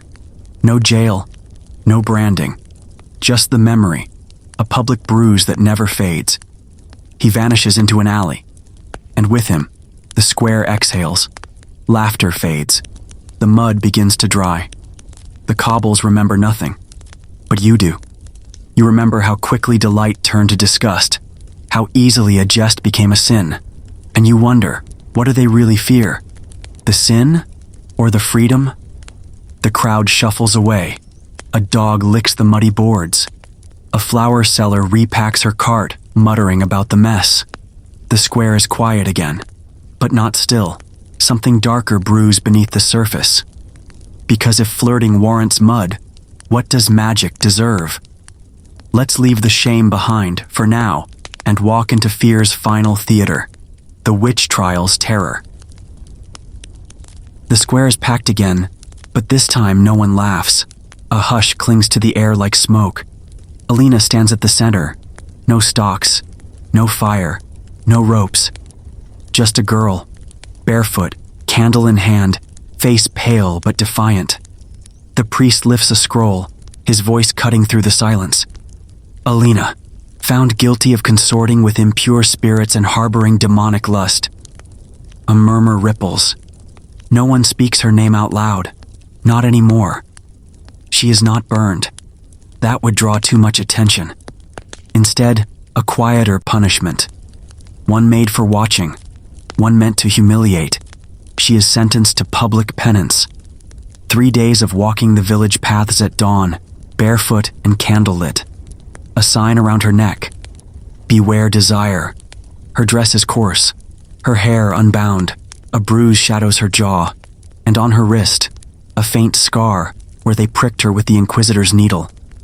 They found nothing, of course, but absence means nothing when fear needs fuel. A boy throws a pebble at her feet. It clinks off the stone. She doesn't flinch. The priest turns to the crowd. Let this remind you, the devil wears beauty as his cloak. Modesty is your shield. Alina stares straight ahead. She will not cry. She will not bow. She will not ask for mercy. Her candle wavers in the wind, but her gaze holds steady. Women watch from windows, some with pity, others with quiet relief. It wasn't them. Men avoid her eyes. Children whisper the word witch like it's a charm. You remember when she danced at the May festival, when she stitched flowers into her hair and sang without shame. They didn't hate her then, not openly, but they watched her. She was too bold, too curious, too unwilling to bow her head. And that, more than any charm or potion, was her real crime. She passes by the butcher's stall. The smell of iron and salt fills the air. An old woman spits on the ground behind her. Still, Alina walks on. The candle flickers. Her hands tremble. But her back is straight. The crowd wants to see regret. wants to see her broken. Instead, they see fire, not the devil's, her own. You feel it. The sorrow, the fury, the helplessness of watching history repeat itself, over and over, punishing the boldest, the brightest, the ones who dare to want more. There will be no apology from her lips, no confession of sin, only this quiet, blazing walk of shame that feels anything but shameful. And as she disappears down the winding road, barefoot on gravel, you wonder, how long will the candle last, and how long until someone else is made to carry it? The priest clears his throat, the crowd disperses, but you stay behind, for just a moment longer, watching the space she left behind. The ghost of injustice hangs heavy, but so does the echo of defiance. Let's step away now, from punishment to prevention. Let's revisit the cold, silent logic of the chastity belt. In a musty corner of the castle's armory, beside rusted swords and broken spears, lies something far stranger. A chastity belt. Its iron curves gleam faintly under torchlight, not seductive, but cold and clinical. A puzzle of notched edges and primitive hinges, its purpose less romantic than rumored. Some say it was a real device, others claim it's a myth, cobbled together centuries later for museums and morbid fascination. You pick it up, carefully. It's heavier than expected. A weight of metal and metaphor. Once they said this protected women's honor, but really, it broadcasted a man's fear. A nobleman once locked his wife's virtue in steel, the tale goes, only for her clever lover to unlock it with laughter and a hairpin.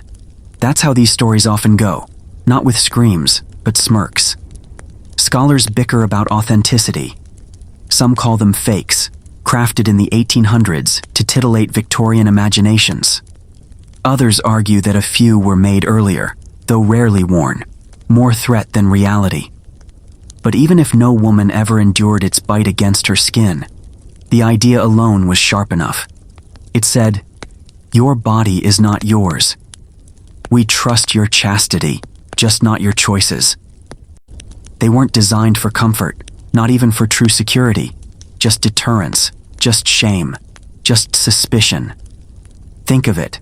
A man rides to war, locks his wife in steel, and rides off feeling noble. Back home, she's left with a bruised waist and a chamber pot dilemma. Darkly humorous, yes, but also deeply cruel. A cage, not for protection, but for punishment, you murmur. Not from the outside world, but from within one's own home. This was a time obsessed with boundaries, between sin and sanctity, between man and woman, between desire and duty. The belt became a symbol, not of love or even lust, but of the need to control it. Art from later centuries loved the joke. Mischievous lovers, locked locks, ironic outcomes. But beneath the satire was always the same sour note. Someone didn't trust someone else's body. Even now the belt lives on, in cartoons, in stand-up routines, in smirking museum labels. But rarely do we ask, what does it say about a culture that dreamt up such a thing? Not a cage of iron, but of expectation, of shame. Because if you believe that chastity must be enforced, not chosen, then perhaps it's not the belt that should be locked away. You set it down, fingers faintly chilled. It clinks back into its resting place. Dust gathers again. It might have been a myth, but the fear that forged it, that was real. And that fear echoed in more than just iron. It echoed in wedding beds, in bloodied linens, in watching eyes. So let's follow that thread.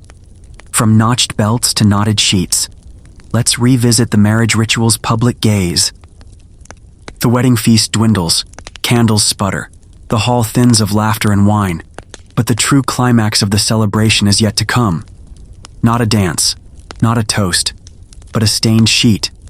In a small, guarded chamber, the new bride sits, dressed not in silks, but in expectation. The room feels colder than before, not from weather, but from watchful silence. Outside, elders wait, aunts whisper, mothers nod knowingly. A servant prepares the linen. The feast fades, the narrator murmurs, but the bedsheets tell the real story. This is not just a night of union, it is a ritual of proof. Some villages call it a tradition, others a necessity, but all agree there must be blood, not always from nature. Some families worried about a daughter's future keep rabbit blood on hand, just in case. It's not deception, it's survival. Because if the cloth shows nothing, then gossip blossoms like mold. Maybe she wasn't a virgin. Maybe he failed.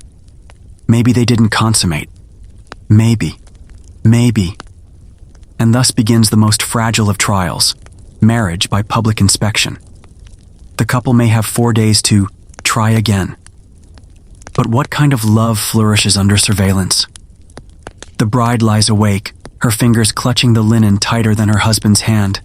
The groom, if kind, offers comfort. If not, only pressure. It isn't just intimacy. It's a performance.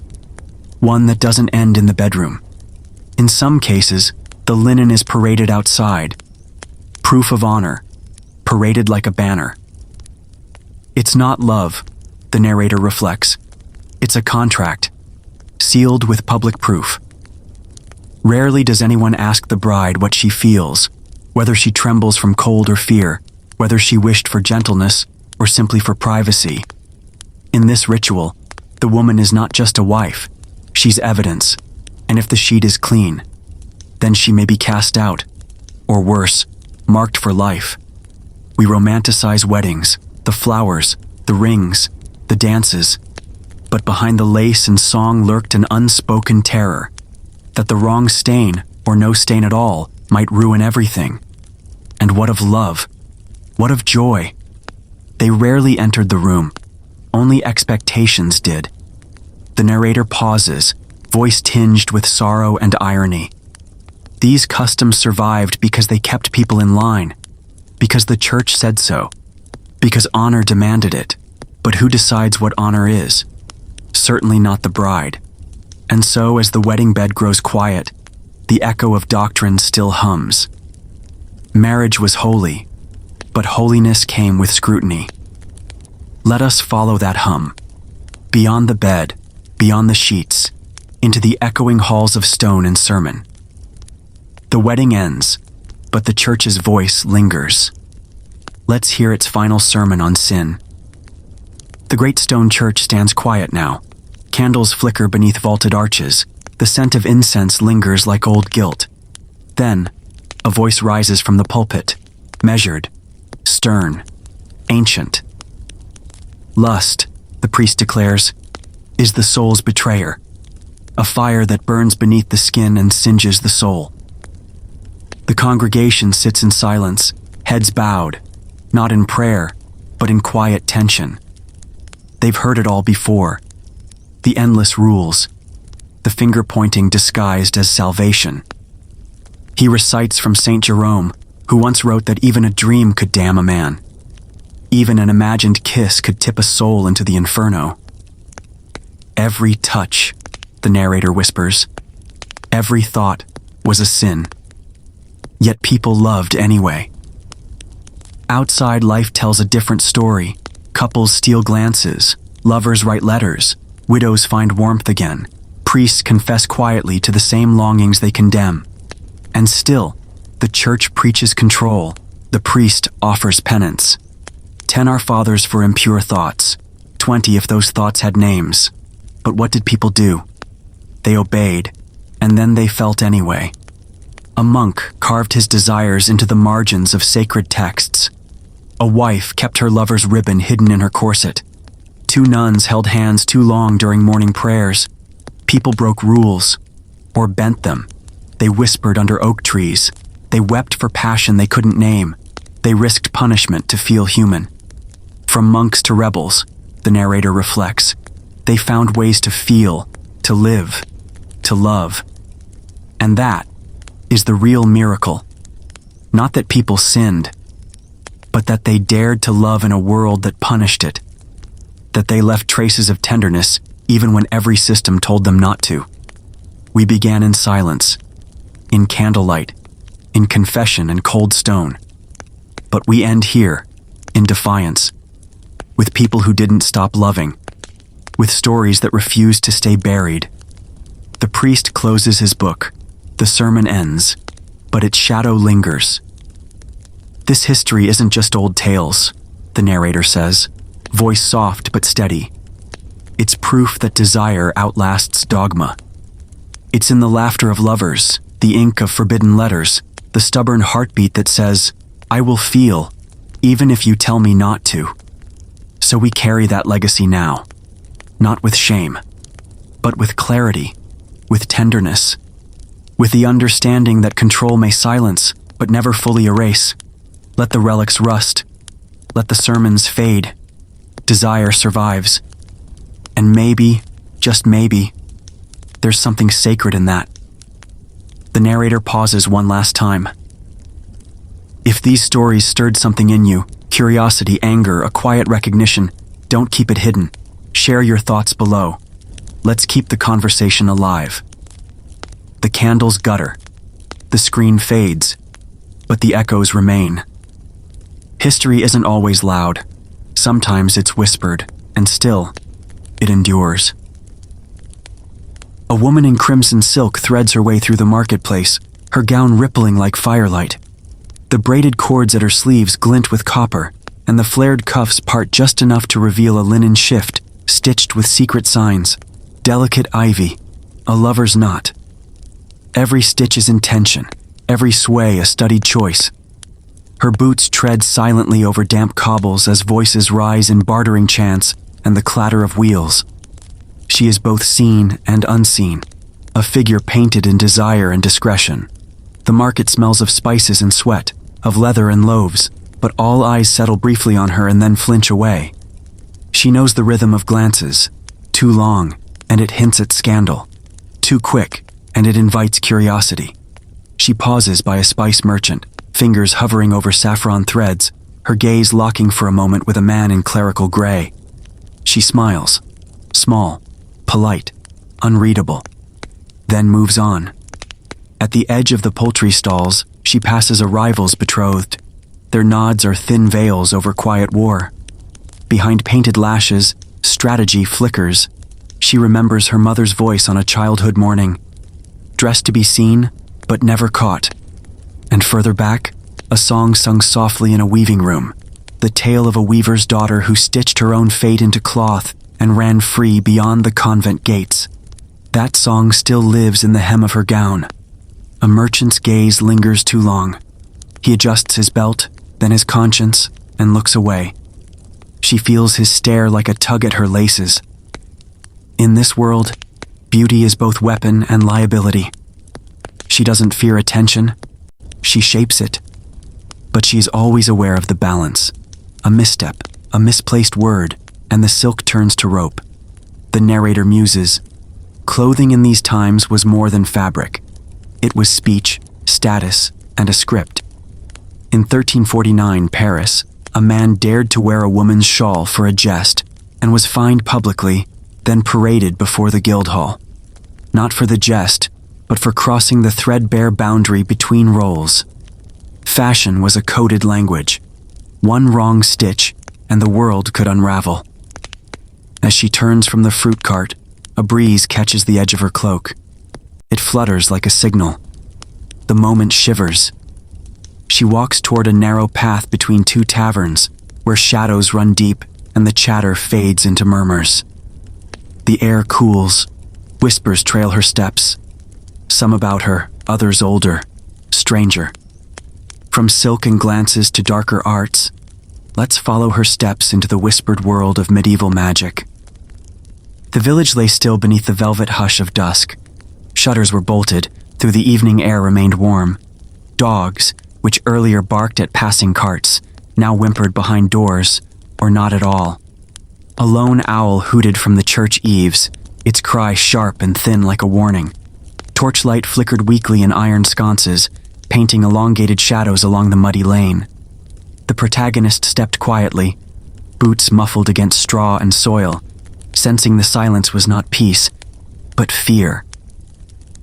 At the edge of a well, a farmer sat hunched, his fingers winding a carved wooden rosary with nervous rhythm. His eyes, sunk deep into his face, flicked toward the stranger as if measuring whether to speak. Finally, in a voice just above the wind, he began. "She thought it was her love," he muttered. "Come back from the grave." His fingers paused on a bead shaped like a cross.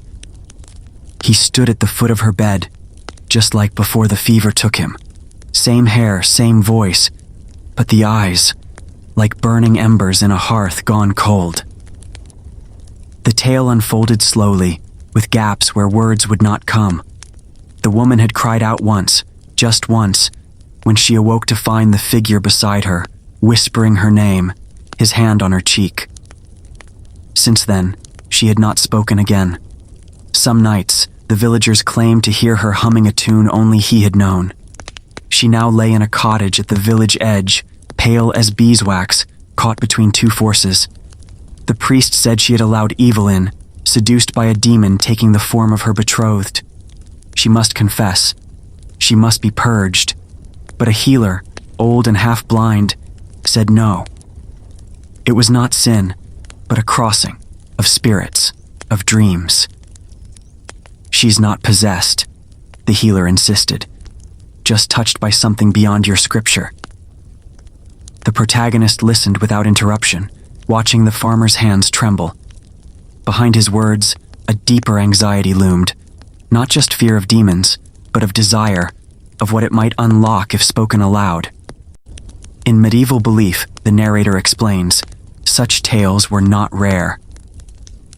When a woman desired something forbidden, intimacy, freedom, joy, it was rarely her own will. It was the devil. Succubi, they said, came at night, wearing familiar faces, slipping past prayer and reason. Incubi pressed down on chests in dreams, leaving real bruises and confusion. These beliefs offered protection, not from demons, but from shame. If desire was a demon's trick, then no one had to own it. The farmer's voice fell to a whisper. "She swears it wasn't her will," he said, eyes fixed on the flame, but her body answered. He said it like a confession, though it wasn't his. The protagonist looked at him and thought, even in denial, the body remembers. And in this world, even memory can damn. Later that evening, in the corner of a dimly lit tavern, the protagonist found an old book tucked behind tankards and dried herbs. Its binding cracked with age, its pages rough with ink and ash. Symbols danced between lines of Latin and fear. Margins held notes in another hand, frantic, questioning. The text told not just of demons, but of rituals, warnings, names. Not merely belief, but obsession. As the candle guttered beside the book, the room swayed with possibility. Somewhere beyond the printed words, truth lingered. Desire had always worn many masks. The night deepened. The journey into darker knowledge had only just begun. The tavern's air was thick with smoke and murmurs. Low ceilings bore years of soot, and wooden beams sweated with ale and time. Patrons hunched over tankards, trading stories in half-formed whispers. A lute played softly in the background, its tune wandering between melancholy and mischief. In a dim corner by a crooked candle, the protagonist sat with a book that crackled at every page turn, its cover darkened by thumbprints and secrets. The tome, bound in cracked leather and edged with rust-colored dust, bore no title, just a symbol, half-sun, half-horned crescent. Inside, the script meandered between Latin and vernacular notes, like a theologian had scribbled alongside a fearful brewer. It read like a fever dream of the faithful and terrified. The protagonist flipped a page and paused. One section detailed a curious theory. Demons, it claimed, did not create lust, they harvested it. They stole a man's seed in his sleep, ferrying it across nights to impregnate an unsuspecting woman. The result? A child born of no known man, or worse, born too much like one who had long since died. The explanation was both absurd and disturbingly neat. Sin explained, blame relocated, honor salvaged. The candle flickered as the protagonist read on. Another chapter warned of dreams. Arousal during sleep, it insisted, was not accidental but invited, through unclean thoughts or devilish flirtation. Especially for women, desire was never a feeling, it was a summoning. A grizzled voice interrupted. Across the room, a patron leaned toward his companion, eyes glassy with drink but sharp with belief. "Dreams ain't private here," he muttered. "The devil's always listening." The words hung in the air like smoke. The protagonist returned to the page, but something had shifted. The text now felt less like doctrine, more like surveillance. Not instruction, but accusation, a blueprint for paranoia. It wasn't just women who suffered, but they bore the brunt of it. To confess to desire, even in sleep, meant risking fire or exile. But to deny it too fiercely? That could spark suspicion of a pact made deeper still, a double bind dressed in scripture. The protagonist thought of the woman from the village, mute beneath her covers, still haunted by a lover's eyes that were never truly his. Was she touched by something beyond, or simply condemned by her own longing? The pages turned slower now, each one thicker with dread. There were diagrams of rituals, lists of herbs to ward off nightly visitors, prayers to recite before bed. One entry advised placing bread under the pillow, bread unblessed, lest the holy wafer draw the incubus faster. Another warned that laughter after dark was a sign of impending possession. The protagonist chuckled, though the sound felt out of place. What began as curiosity had shifted into discomfort. This book, like so many from its time, wore fear like armor. But it also revealed something deeper, a culture desperate to explain the unexplainable, to cage what it couldn't control. Then, near the back, a small anecdote caught the eye. A woman in a southern province was tried not for resisting the devil, but for inviting him. She'd spoken proudly of her nighttime visitor, claimed she found more comfort in his arms than any priest's mercy. The verdict had been swift, the sentence final. But her name was footnoted, circled in red ink, with a note. Her letters, sealed in the bishop's archive. The protagonist leaned back, mind spinning. What if some didn't fear the accusation, but embraced it? The thought lingered as the candle hissed low. A new trail had opened, one that led deeper into shadowed libraries and hidden letters, into stories the church tried to silence, but never quite erased. From the tavern's warmth, the next step was into history's darker corners. The air in the archive was thick with the scent of aging parchment and wax. Dust floated in the candlelight like whispered secrets, undisturbed by time. Rows of bound volumes leaned against one another, as if hiding stories that had waited centuries to be found. The protagonist's fingers traced the brittle spine of a ledger, its leather cover cracked and flaking. One title stood out, barely legible, beneath a faded sigil of the city of Florence. Inside, ink had bled into the vellum, but the words still pulsed with life. The year read 1352, and the document bore the heading, Inquisition Testimony, Clara di Benedetto. The protagonist leaned in, breath held. The first lines were blunt. Charged with heresy, confessed to consorting with a demon, but as the account unfolded, it revealed something far more complex. Clara had not begged for forgiveness. She had spoken clearly, her words preserved in the clerk's tidy script. Her so-called demon was no horned beast. He was a poet, she said. He came with moonlit eyes and a voice like rain on glass. In nightly visits, he whispered sonnets against her skin, verses that made her body tremble and her soul unfold. He knew the words she'd never dared say aloud, and in the language of longing, he answered them all. The protagonist turned a fragile page. Clara had described him not as torment, but as freedom. Her testimony was rich with metaphor and sensual detail, not of suffering, but of awakening. It was clear that this demon was more than fantasy. He was a vessel, a mask, a way to name the unnameable, female desire. The narrator's voice, dry but shaken, noted how Clara had insisted that love, however forbidden, was not sin. He came as poetry, she'd said. Not sin. I'd choose him again. The clerk underlined it, twice. A mark of her defiance, or perhaps of the scribe's disbelief. Her punishment was swift. Found guilty of heresy and willful delusion, she was sentenced to exile, her name stricken from parish rolls. No mention of where she went. No burial records. No lineage traced. The silence after her sentence was louder than the trial itself. The protagonist sat back, fingers smudged with ancient ink. There was no joy in Clara's ending, yet something in her voice, clear across time, still rang with courage. In a world where to desire was to risk damnation, Clara had named her longing and cloaked it in poetry. She'd made her forbidden feelings speakable, even if only through the guise of demons. The candle sputtered, casting flickers across the script. The protagonist imagined Clara, standing before a tribunal, unbowed, maybe trembling, but speaking her truth. Not as a confession, but as a declaration. Her story, buried in bureaucratic ink and ecclesiastical dust, refused to fade. It was more than history. It was resistance pressed between pages. And with that thought, the protagonist gently closed the book and stood. Outside the archive, the bells of a nearby church chimed the hour. Drawn by the echo, they turned toward its stone silhouette rising against the dusk.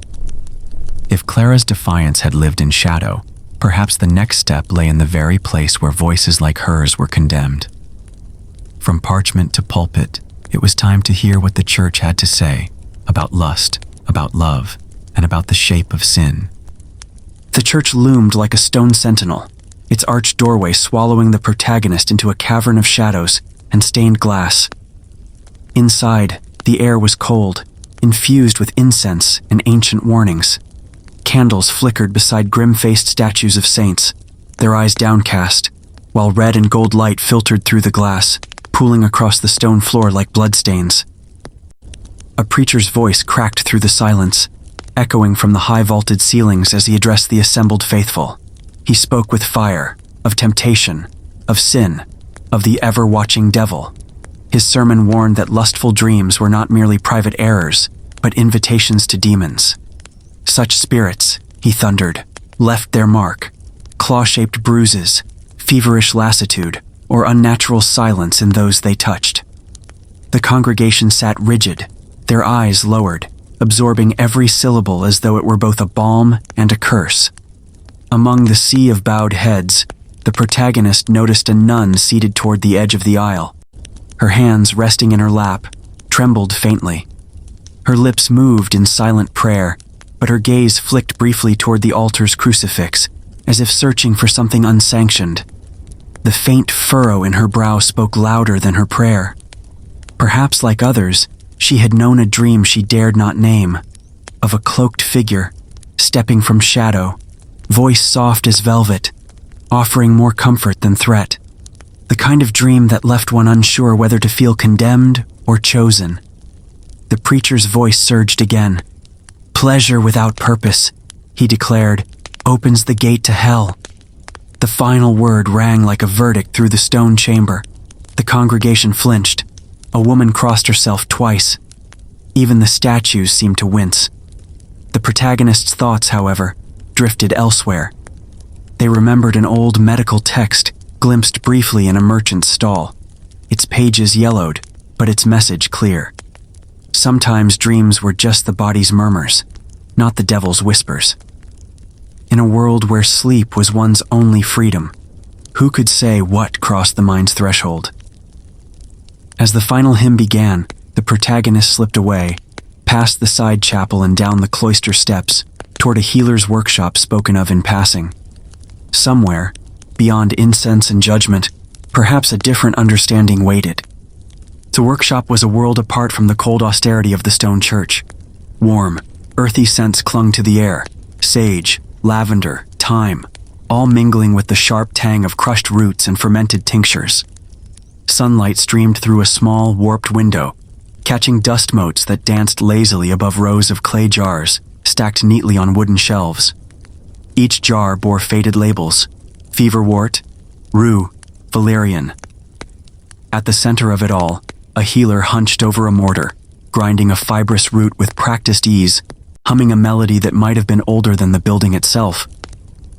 The protagonist stood nearby, flipping through a worn manuscript laid open on a workbench. Its pages were lined with careful marginalia in both Latin and Arabic. The text, a translation from an earlier scholar of Córdoba, did not speak of devils or punishment.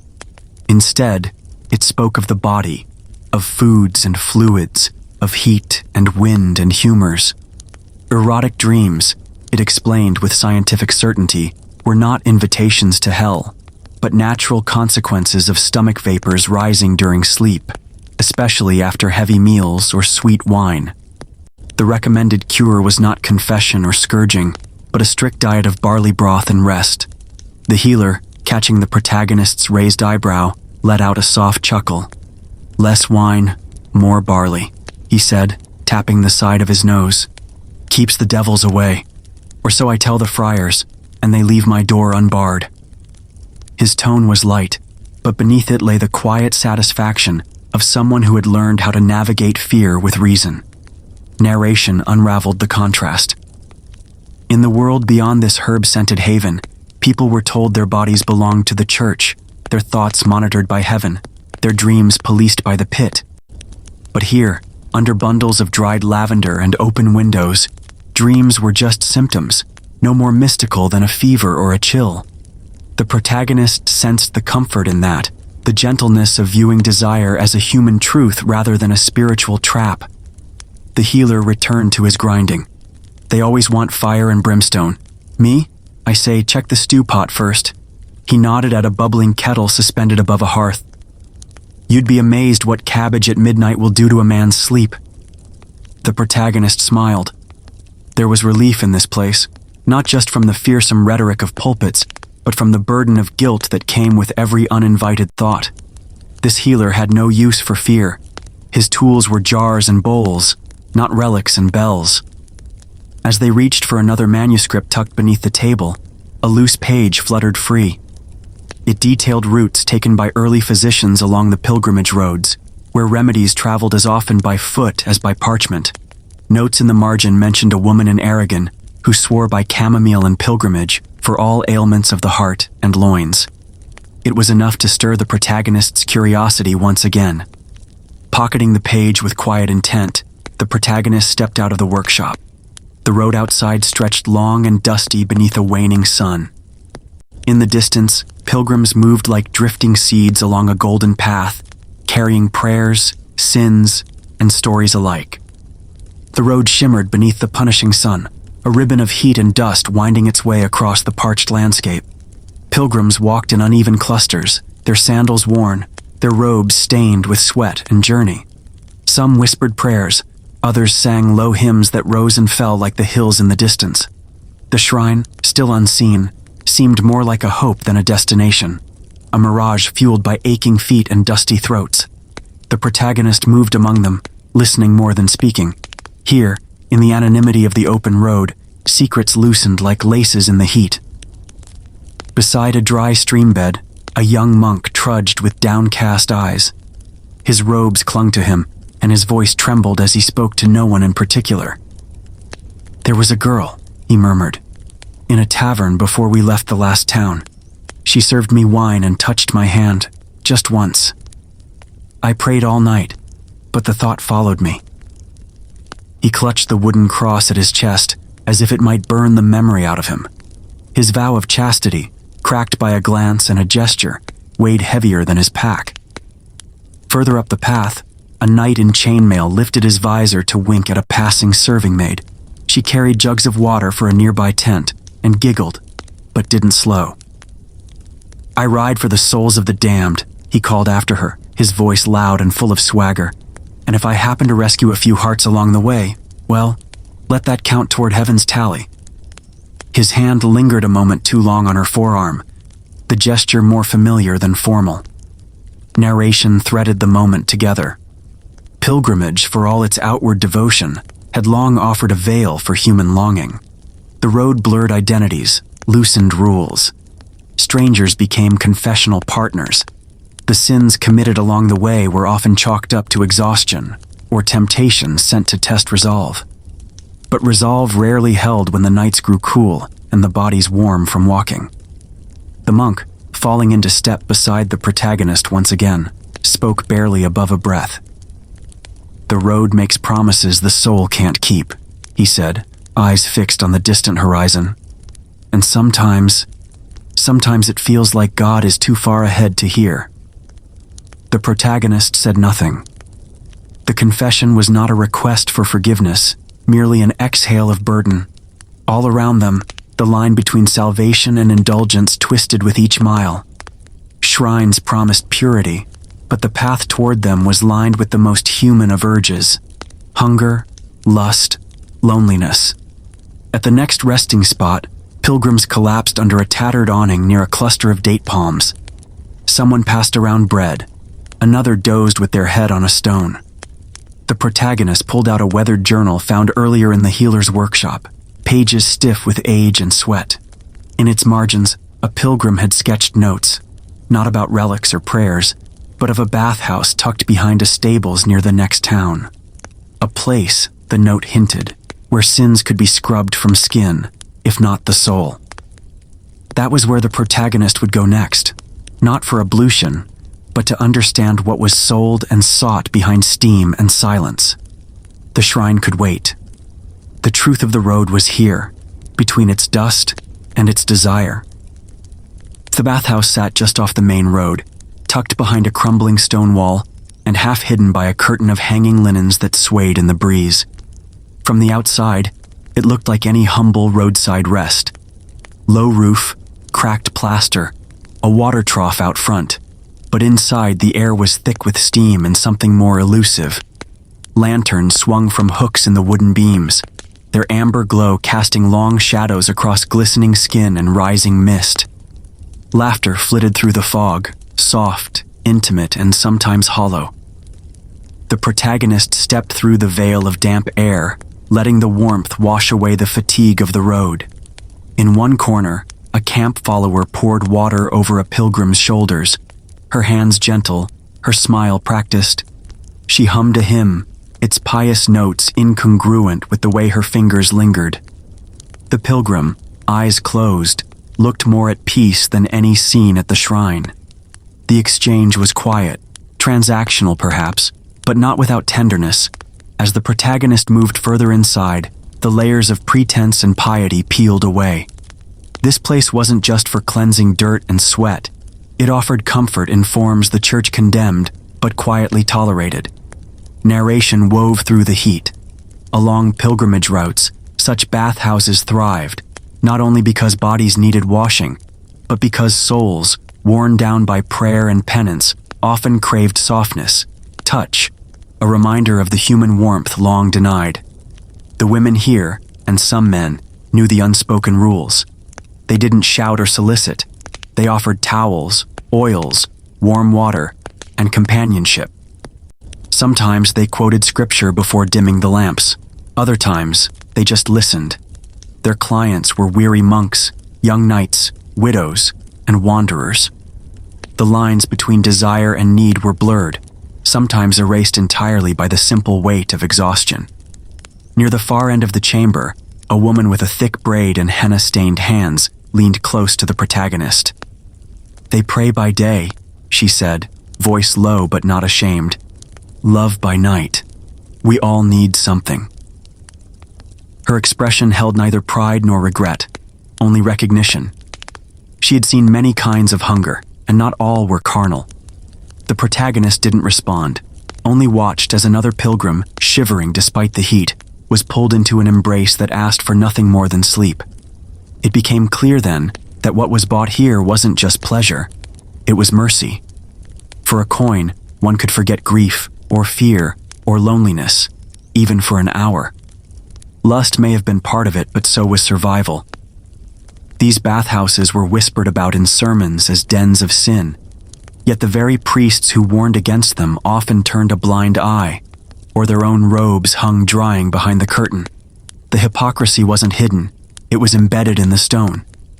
As the steam began to thin with the night, the protagonist lingered near the back wall, where voices overlapped in quiet conversation.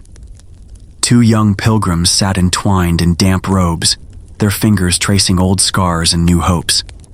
One murmured something about love, real love, that bloomed somewhere between mile markers and blistered feet.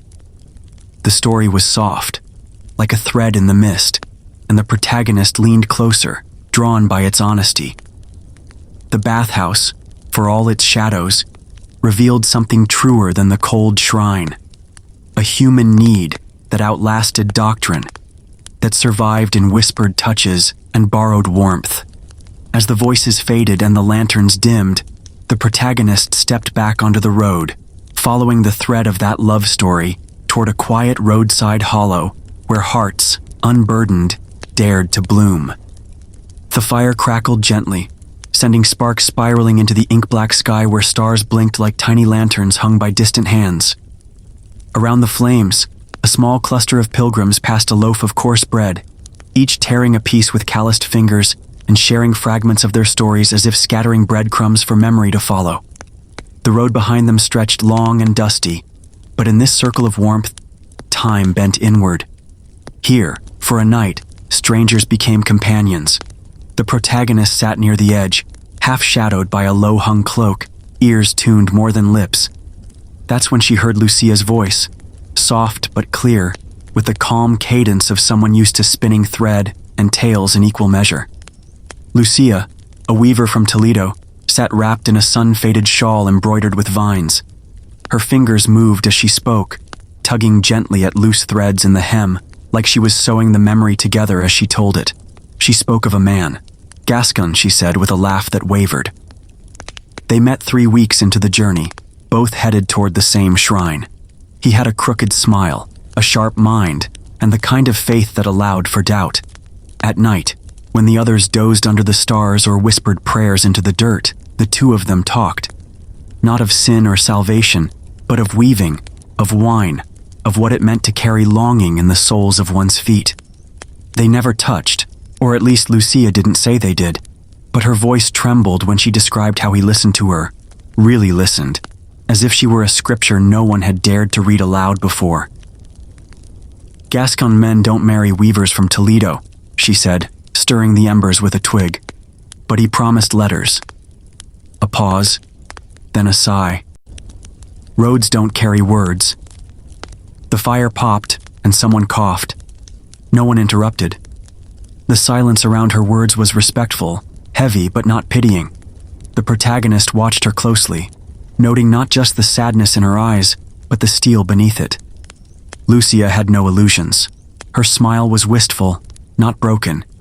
Narration wove in gently, reflecting how pilgrimage, for all its sanctity, also created these liminal spaces where people stepped outside their roles, their homes, their vows. In that space, love could bloom like moss on stone, quietly, briefly, and without any hope of permanence. Yet it left a mark. Lucia didn't cry. She didn't curse the Gascon or the road.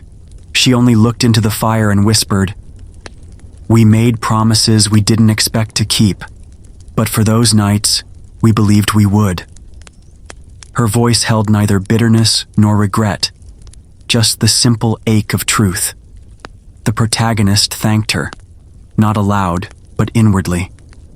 In Lucia's quiet story, they recognized the fragile thread that tied so many pilgrims together.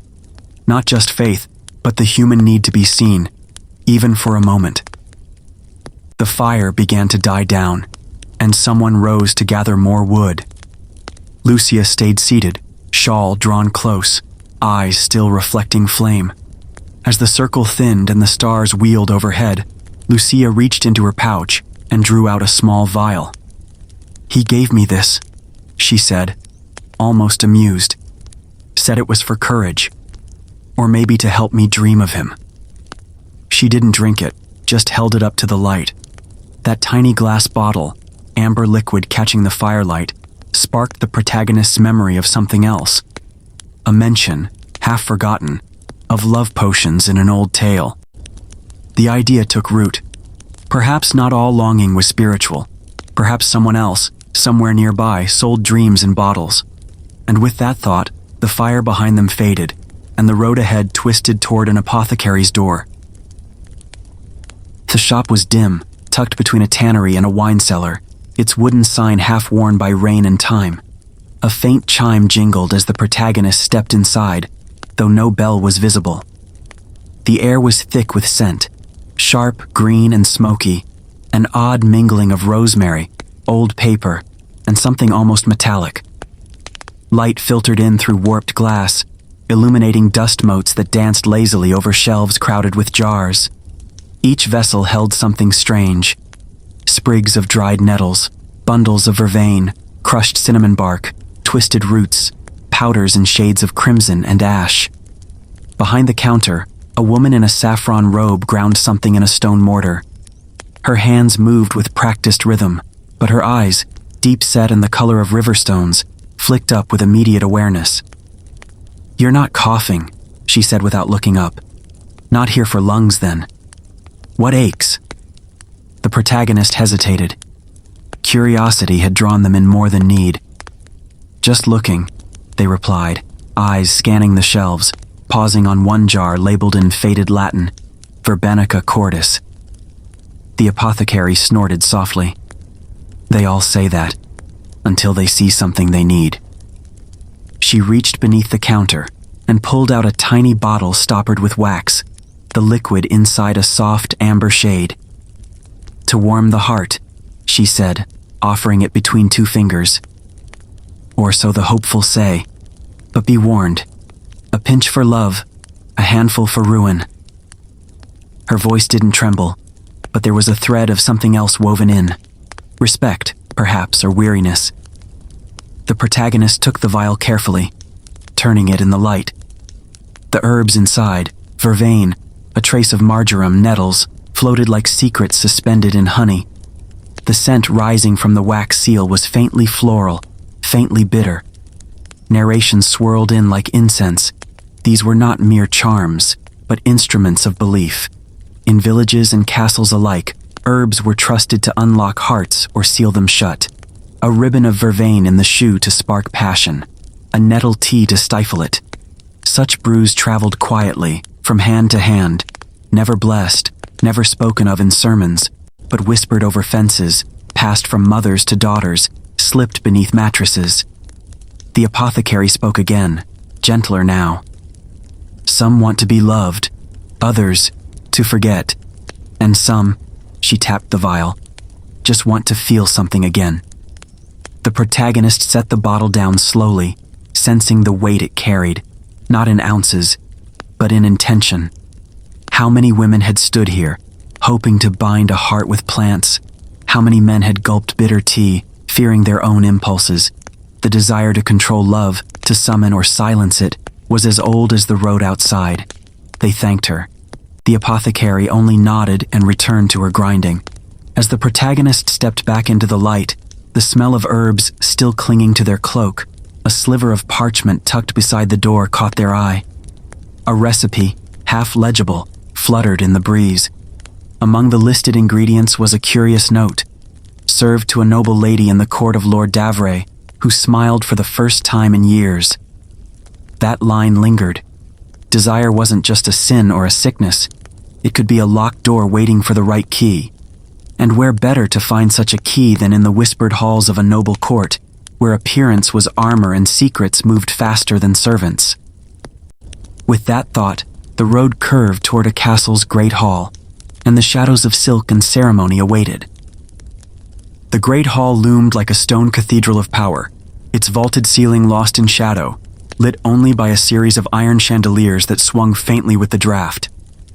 Cold settled in the crevices of the place, despite the season.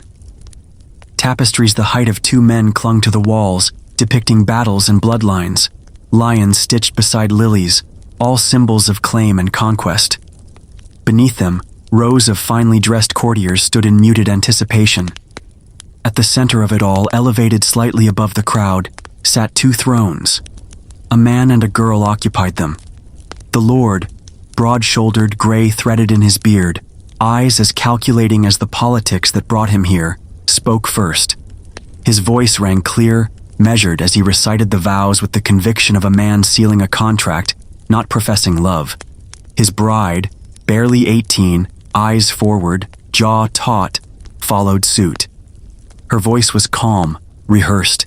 It trembled only once, on the word honor. Around them murmurs rose like incense. Courtiers whispered of the treaty this marriage secured, a fragile peace between neighboring lands, long feuding over rivers and toll roads, a parchment signed in flesh, not ink. This wasn't a wedding. It was a consolidation. The narrator's voice settled in like a cold breeze. In such unions, affection was neither expected nor required. Love could follow, or not. Fidelity, especially for men of title, was optional, sometimes discouraged even, for those seeking political leverage through mistresses or heirs in other households. From the corner of the room, a steward leaned toward the protagonist, voice pitched low beneath the rustle of silks and the clink of goblets. "She'll bear heirs," he said without irony, "and he'll seek warmth elsewhere." The bride did not flinch. Her eyes scanned the chamber with the poise of someone taught to smile with her mouth, not her eyes. Her hands, pale against the dark velvet of her gown, were still as carved ivory. She bowed her head slightly when the priest invoked divine blessing, but her gaze flicked once toward the tall stained glass window where light struggled to penetrate. There were no petals thrown, no laughter. Only applause that sounded more like relief than celebration. The ceremony ended, and musicians began to play a slow, decorous tune as the guests turned to feasting. The protagonist stood in silence for a moment, watching as the couple descended the dais. The Lord's hand rested on his bride's arm, like a gauntlet, not possessive, just heavy. The young woman smiled. It was a flawless expression, unmarred by joy. A servant passed nearby, eyes downcast, carrying a tray of spiced wine. As he brushed past, he murmured something half swallowed by the music. "There's a child, hidden, her child." The words struck sharp, though their meaning was uncertain. The protagonist turned toward the voice, but the servant was already gone, swallowed by velvet and shadows. Yet the whisper lingered, hinting at something hidden beneath the ceremony and civility, a crack in the perfect marble.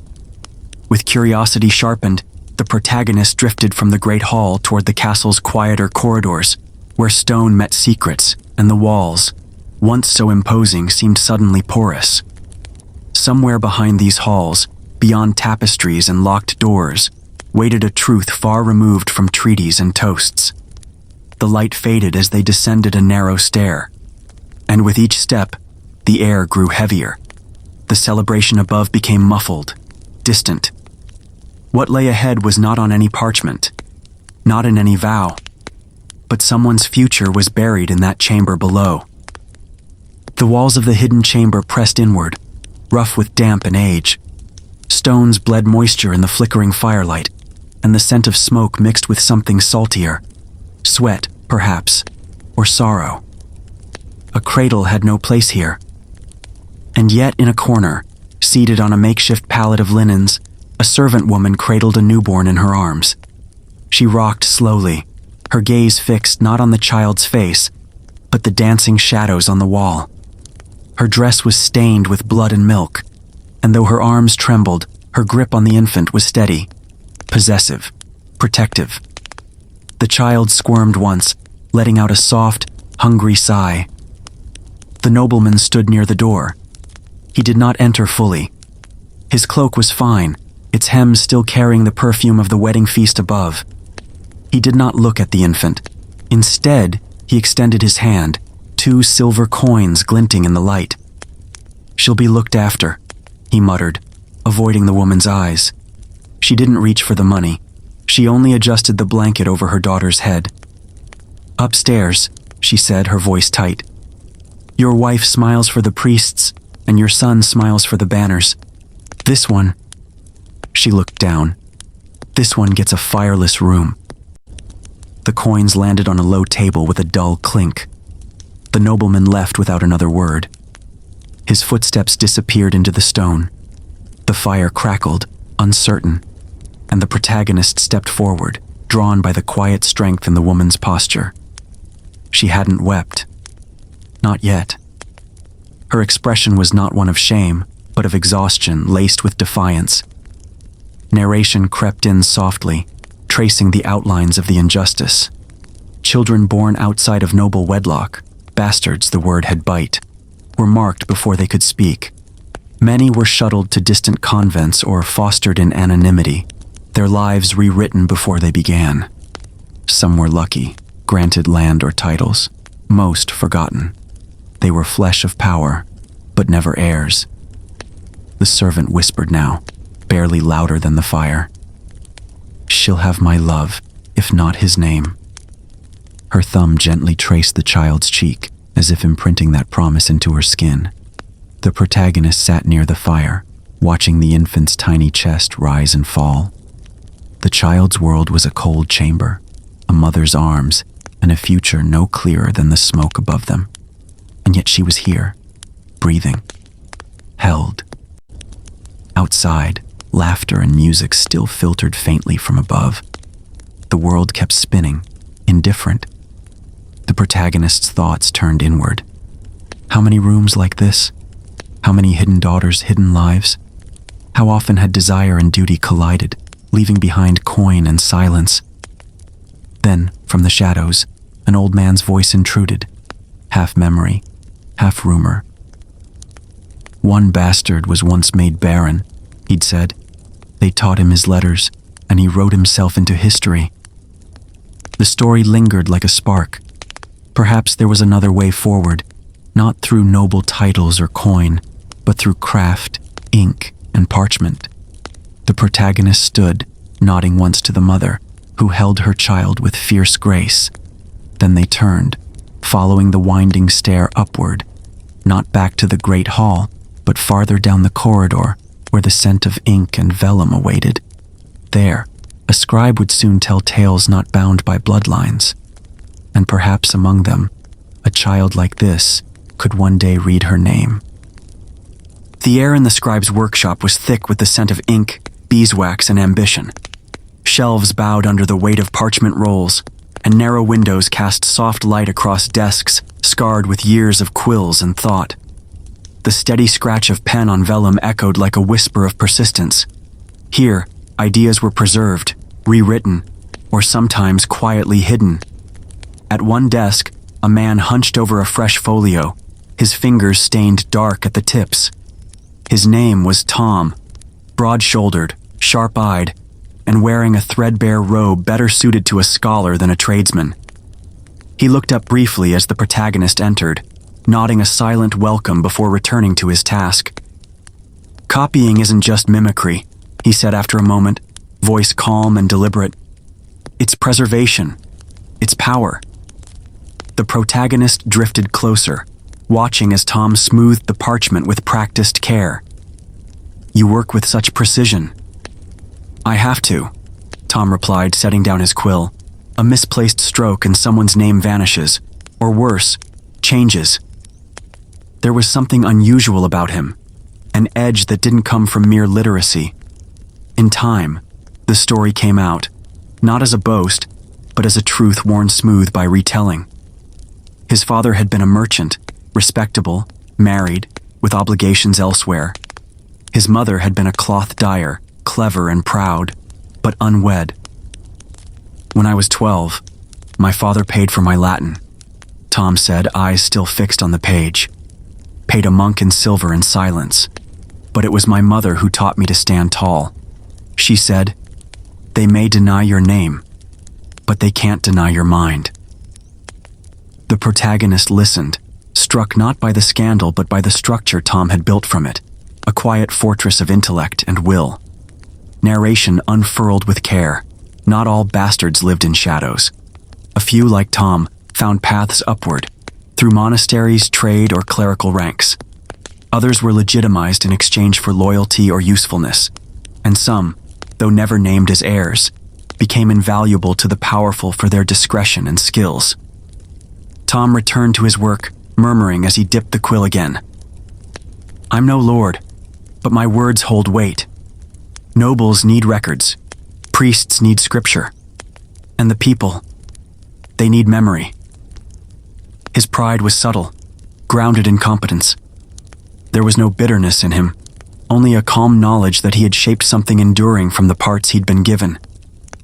The protagonist stood in the center of the workshop, surrounded by shelves of secrets and histories, and felt a flicker of admiration. In a world that demanded lineage and legitimacy, Tom had carved out a different inheritance, one made of ink and understanding. On a nearby table, a parchment lay half-covered by a cloth. Its script was strange, too blunt, too passionate for scripture. The protagonist pulled back the cloth gently, revealing lines that questioned divine judgment and mocked indulgences. Tom saw and said nothing at first. Then, quietly, "That one doesn't go in the archives. Not yet." A heresy? A truth some aren't ready for. The workshop seemed to shift slightly in its stillness. This too was a kind of rebellion.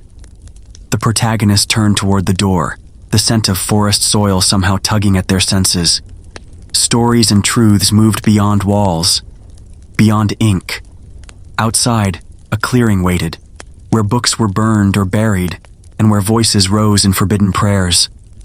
The forest was thick, and dusk crept in, but the way forward was clear. The forest opened slowly, like a secret parting its lips. Trees bowed inward, their limbs forming a cathedral of bark and shadow. In its heart, the clearing pulsed with firelight, tame, but alive. Figures moved in silence, robed in deep earth tones, their faces soft with reflection, not fear. The crackle of kindling mingled with a low chant, words not in Latin, but something older, rounder, closer to breath than to scripture. The air was heavy with pine and something more primal, frankincense perhaps, or sweat. The protagonist stepped carefully into the circle's edge, heart thudding louder than the chant. This was no simple gathering. This was ceremony. At the center stood a tall man, weather-lined but still striking, his silver hair loose across his shoulders.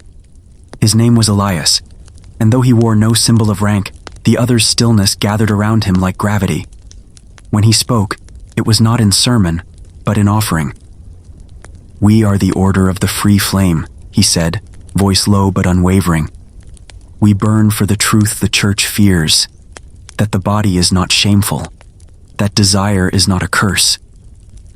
The protagonist stood among them, watching as two figures reached for each other's hands across the fire. Their touch was gentle, deliberate, not lustful, but reverent. There was no hunger in the gesture, only reverence, as though the skin were scripture. Elias continued, eyes steady. "The body is God's canvas, not sin's prison. To touch with intention is to pray.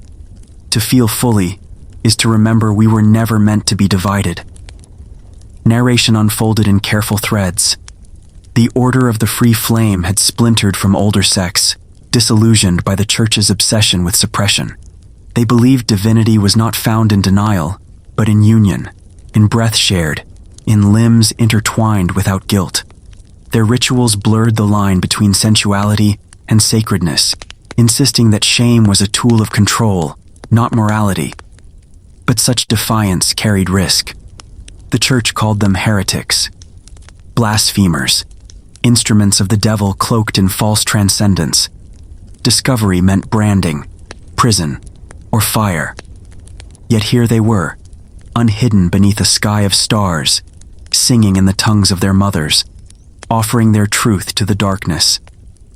The protagonist watched one of the younger initiates trace a circle in the dirt, murmuring over it as if sealing a prayer to the soil. Another added herbs to the fire, mugwort and marjoram, said to awaken memory and ease fear. The smoke curled upward, mingling with the chant, forming an invisible bridge between flesh and something beyond. Elias turned once more, his gaze falling softly on the protagonist. "You may walk away, but if you stay, know that this path asks more than faith. It asks honesty." The fire popped suddenly, throwing golden sparks upward. For a moment, it felt like the entire forest had exhaled. The protagonist said nothing, but stayed. Not out of belief, not yet, but out of respect. There was something here the world had tried to crush, not just rebellion, but reverence reborn in flesh. It pulsed like the flame, dangerous, but alive. Later, as the embers dimmed and the chant dissolved into hush, someone offered a fragment of parchment to the protagonist, an excerpt from their sacred texts. It spoke not only of bodies and light, but of judgment and animals. At first it seemed metaphor. Then, no, it was literal. Goats, cats, pigs, tried by priests, condemned by courts. The protagonist folded the parchment slowly, the absurdity brushing against horror. The same system that condemned lovers in the woods also judged beasts in God's name.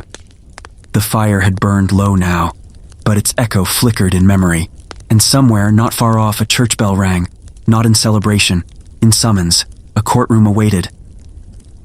The courtroom did not smell of justice. It smelled of incense and straw, an uneasy mingling of sanctity in the barn. The air was thick with candle smoke, curling above the pews like ghosts called to bear witness. The altar had been hastily converted into a bench of judgment, and at its center, chained to a wooden stake, stood the accused, a pig. Its eyes were wide, not from guilt, but confusion, twitching at every cough, every footstep. A priest, robed in ceremonial white trimmed with gold, unrolled a parchment with great solemnity. He raised it slowly, as though it contained holy law, and began to read. "This beast is brought before us," he intoned, "accused of lewd behavior unbecoming of God's creation."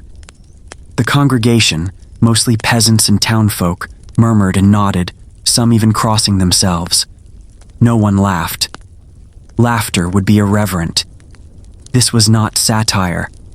This was judgment, handed down from heaven to earth and now to hooves.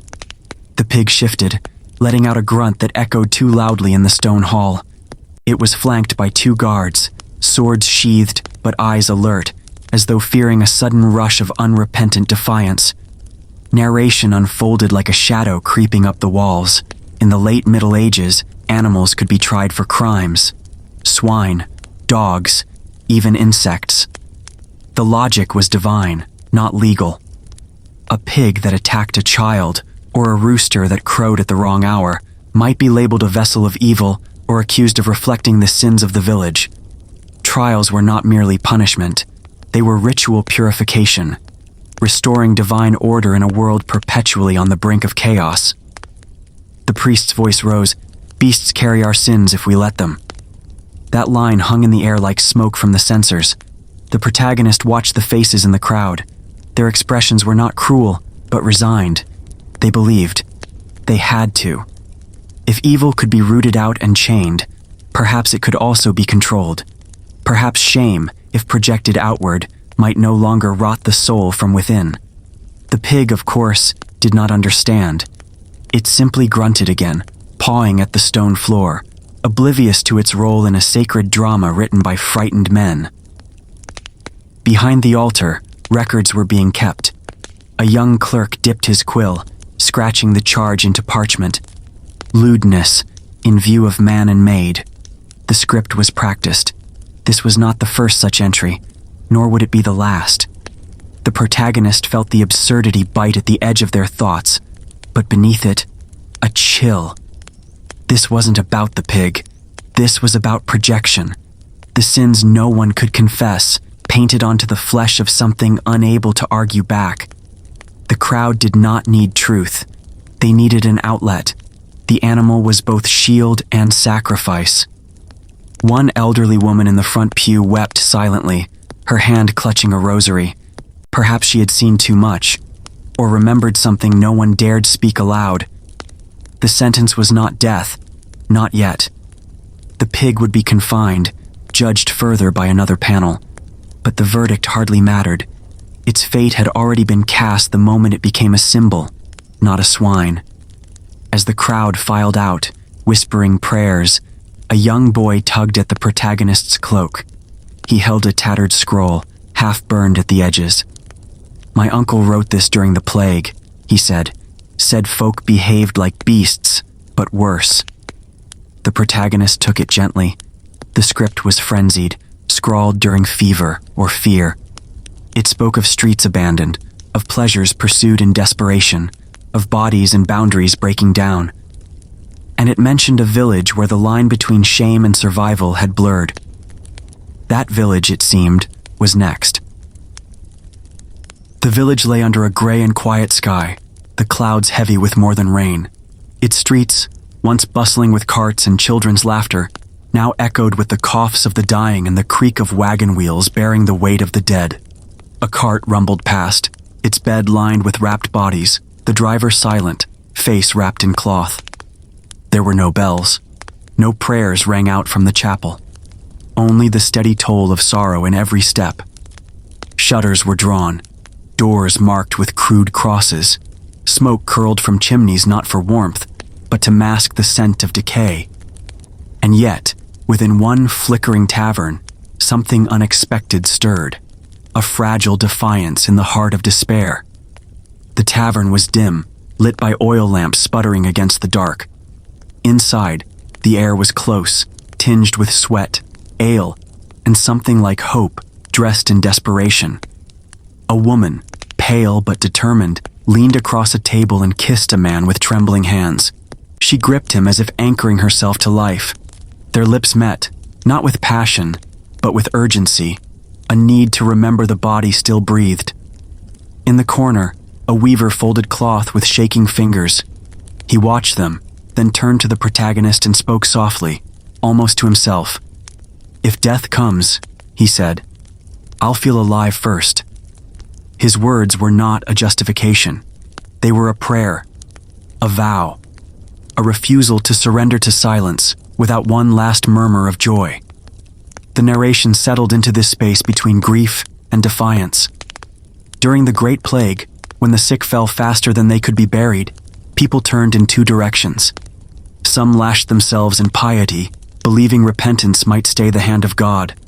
Others reached for pleasure, not in indulgence, but in rebellion. If life could be stolen so swiftly, then perhaps it ought to be consumed in full. The protagonist watched the couple at the table. They said little. Their glances were weary, but there was tenderness even in the way they rested their foreheads together. Outside, a bell finally rang. One long, hollow note. It marked another passing. Inside, two people kissed again, slower this time. The fire crackled. Someone began to hum. No one stopped them. There was no grand declaration, no wedding, no promises. Just bodies remembering warmth, souls leaning into each other like trees in a storm, not to forget death, but to spite it. And beneath it all, a quiet truth. Desire did not die when the plague came. It burned, softer perhaps, but no less real. It flickered in the darkness, lighting moments that might otherwise have been lost. As dawn threatened the horizon, the protagonist stepped outside. The air was sharp with the scent of ash and damp earth. From a nearby churchyard, a grave digger lifted his spade with practiced fatigue. The line of mounds stretched farther than the eye could follow. Among them, stone markers had begun to appear, names etched in haste, dates half-finished, and at the end of one row, a weaver's ribbon tied to a wooden cross, fluttering in the morning breeze. The protagonist looked down at it, then lifted their gaze to the cathedral in the distance. It rose like a monument to eternity, yet even it bore the signs of loss, crumbling edges, stained glass darkened with dust. And within its crypt, beneath marble and incense, lay those who had faced death with duty, wealth, or faith. But the next story to be told was not carved in stone. It lingered where the flesh had fought to feel, if only for a night. So the path led now to the tombs, where silence waited to be questioned. The cathedral loomed like a sleeping giant, its spires slicing into the dusk. Within its great stone belly, twilight thickened and silence reigned. The protagonist stepped through its vast wooden doors, the creak of iron hinges swallowed by velvet stillness. Stained glass filtered the last light of day, casting bruised blues and wine-colored reds across flagstone floors. Candles flickered at distant altars, offering trembling halos against the cold. Here, in this sacred hush, The dead rested beneath marble slabs. Their names, chiseled deep in Latin and praise, declared lives of virtue and honor. Tombs lined the side aisles, bishops in mitres, knights in repose, ladies in folded hands. Each effigy wore a mask of peace, eyes closed, mouth serene, as if content with the stories told in stone. But one tomb caught the protagonist's eye. A knight lay beside a noble lady, their forms nearly touching, though a thin groove separated their carved fingers. His sword rested along his thigh, her veil curled in delicate folds at her feet. At first glance, they seemed the perfect image of martial strength and courtly grace, yet something in their symmetry felt staged. Their stone faces bore no tenderness, just the blank calm of obligations fulfilled, no lover's closeness, no warmth. And beneath the knight's shield, a faint crack ran from shoulder to foot, as though time itself had questioned the tale told here. A mourner stood nearby, aged and hunched, holding a withered sprig of rosemary. She didn't look at the protagonist but whispered into the gloom, "Her tomb says pure, but her cellar held secrets." No judgment in her voice, no malice, just memory softened by time. The protagonist knelt slightly, fingers brushing the edge of the tomb. The stone was cool, impersonal, and yet, behind every polished epitaph, one could sense the murmur of something more human, more flawed. Narration filled the chamber like incense. In death, sins were often forgotten, or at least forgiven. Desire, so disruptive in life, was tidied into metaphor or erased entirely. A mistress became a companion in charity. A child born sideways to marriage disappeared from inscription altogether. Scandal faded into poetry, passion into prayer. Beneath the cathedral's ribs, where arches held heaven at bay, truth seemed both present and impossible to pin down. For all its weight and grandeur, the church had long trafficked in curated memory, where the lusty were rendered chaste and the broken whole. The protagonist's eyes rose to a stained glass panel above the choir. It depicted Mary Magdalene, her eyes downcast, hair golden, hands folded. But in the corner, barely visible, was a jar, her anointing oil. A symbol not just of redemption, but of the sensual made sacred. It remained quietly defiant, even here. The protagonist stepped away from the tomb and walked the length of the nave. Each step echoed, a soft drumbeat in the vast stillness. They passed more graves, more names, more curated virtues. But with each one, the veil lifted a little. For beneath these slabs lay not saints, but people, with longings, regrets, moments of tenderness they dared not name, lives shaped by the very desires the living work so hard to forget. The candles guttered as the cathedral deepened into night. Wind rattled the high windows. The protagonist paused before the great door once more, resting a hand on its age-worn wood. This was no conclusion, only a continuation. For desire, like memory, endured. It lived not just in the streets and brothels and bedrooms of the past, but here too, in sanctuaries of silence, waiting to be recognized. The door groaned open, and the path forward now led inward. The fire had burned low, reduced now to a scatter of glowing embers curled within ash. Its light no longer reached the corners of the room. Shadows lay thick and unbothered. The protagonist sat cross-legged on the floor, arms wrapped loosely around their knees, a blanket draped across their shoulders. Outside, the wind whispered through trees, brushing against the wooden shutters with a sigh like a sleeping world. The heat from the fire was gentle, not insistent, just enough to stir memory. Their eyes traced the soft orange pulses, and in them, faces began to form. Not of saints or monarchs, but of the forgotten. The woman in crimson, standing proud in a perfumed room, draped in silk and risk. Elias, his eyes alight with belief as flames danced around a forest clearing. The weaver in the plague-struck village, pulling joy from grief with a single kiss. The pig, absurd and tragic, chained beneath stained glass judgment. And Tom, the scribe with ink-stained hands and an illegitimate past carved into his every word. All of them drifted through the smoke like quiet ghosts, vivid not despite their secrecy, but because of it. The protagonist leaned forward, palm hovering over the embers as if they might warm not just fingers, but memory itself. So many stories had unfolded between these flickers of light and dark. Whispers in brothels, hushed breath in cloisters, secrets carved into tombstone lies, and always, beneath it all, that steady, stubborn rhythm, the pulse of human longing. Desire had not simply existed. It had shaped lives, challenged power, comforted the dying, and lit fires that neither the church nor the law could fully extinguish. They loved in shadows, the protagonist whispered, voice barely stirring the air, but their hearts burned bright. The words hung for a moment, then settled like dust. Not all those longings were noble. Not all were tender. Some had hurt. Some had destroyed. But many, most, had simply been human. A hand reached for in fear, a glance that lingered too long, a body offered not for sin, but for solace, none of it written in the histories that praised battles and bloodlines.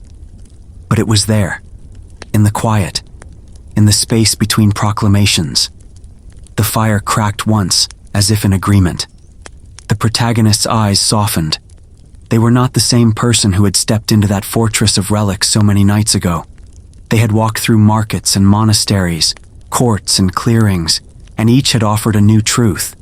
Not absolute, not clean, but deeply felt. Desire had been condemned and worshipped, punished and practiced. It had been called sin and miracle. And somehow, despite everything, it had endured. And now, as the last ember dimmed and the wind pressed more firmly against the shutters, the protagonist lay down beside the fire. Their blanket rose and fell with slow breaths. The stories they'd gathered no longer felt like relics or records. They felt alive. As though history itself had curled beside them, not as a sermon or a scroll, but as a lover with untold stories, warm and waiting in the dark. Sleep came not with finality, but with gentleness. And in that soft descent, the journey settled not with answers, but with peace.